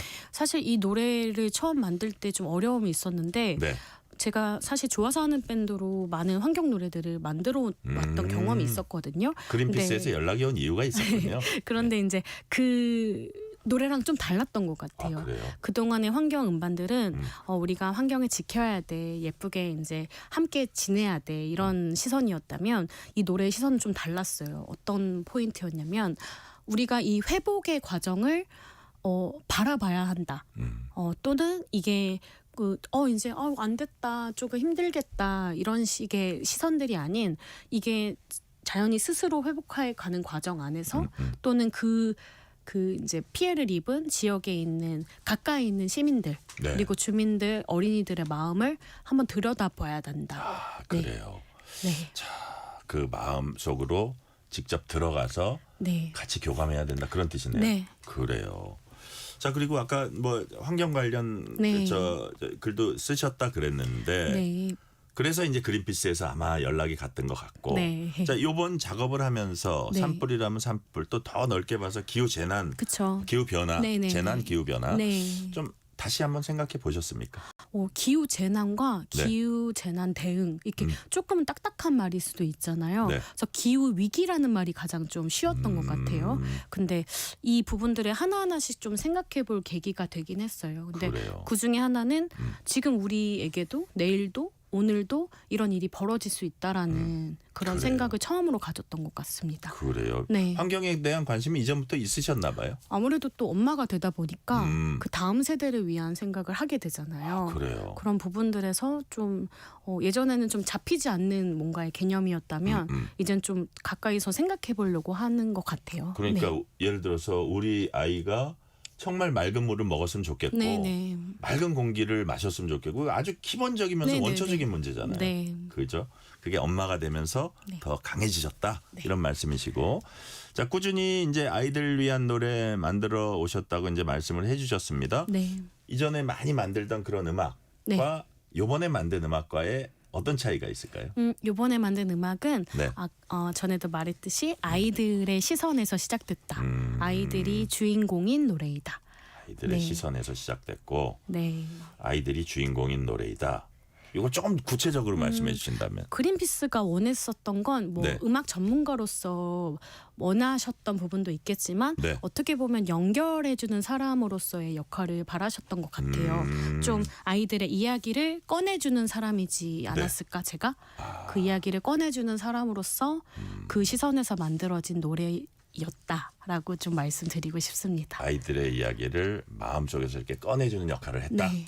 자, 많은 말씀 해주셨는데 마지막으로 청취자분들에게 네. 그다음에 같이 작업을 한 아이들에게 네. 한 말씀 해주시면 좋을 것 같아요. 이 라디오를 이제 지품저 친구들이 듣고 있을 수도 있는데요. 아, 그래요? 우선 너무너무 또 만나고 싶고 올해가 가기 전에 네. 제가 기회를 닿으면 꼭 만나고 싶다는 말을 하고 싶고요. 네. 너무너무 이 목소리가 잘 울려 퍼져서 여러분들도 지품저 친구들의 이야기를 한번 들어주는 사람으로서 네. 시선으로 이 노래를 들으셨으면 좋겠다. 그리고 또 이 노래가 들으실 때마다 기후 재난 대응 활동에 기부됩니다. 아, 네. 그래요? 네. 이야, 그런 것이 또 있군요. 네. 자, 기후변화, 재난 여기에 대한 경각심도 주면서 아이들의 마음도 보듬은 그런 말씀 오늘 잘 들었습니다. 여기까지 듣겠습니다. 지금까지 안복진 음악 감독이었습니다. 안복진 감독님 오늘 말씀 감사합니다. 네, 고맙습니다. 오늘 뉴스레터 K는 여기까지입니다. 커피 쿠폰 당첨자 명단은 뉴스레터 K 홈페이지 확인해 주시고요. 오늘은 지금 이 코너 주말엔 문학 코너에서 소개한 안복진 음악 감독이 경북 영덕 지품 초등학교 학생들과 함께 만든 노래 우리 함께 다시 끝곡으로 듣겠습니다. 오늘도 함께해 주신 청취자 여러분 진심으로 감사드립니다. 가족과 함께 소중하고 평온한 설 명절 보내시기 바랍니다. 지금까지 뉴스레터 K 전종철입니다.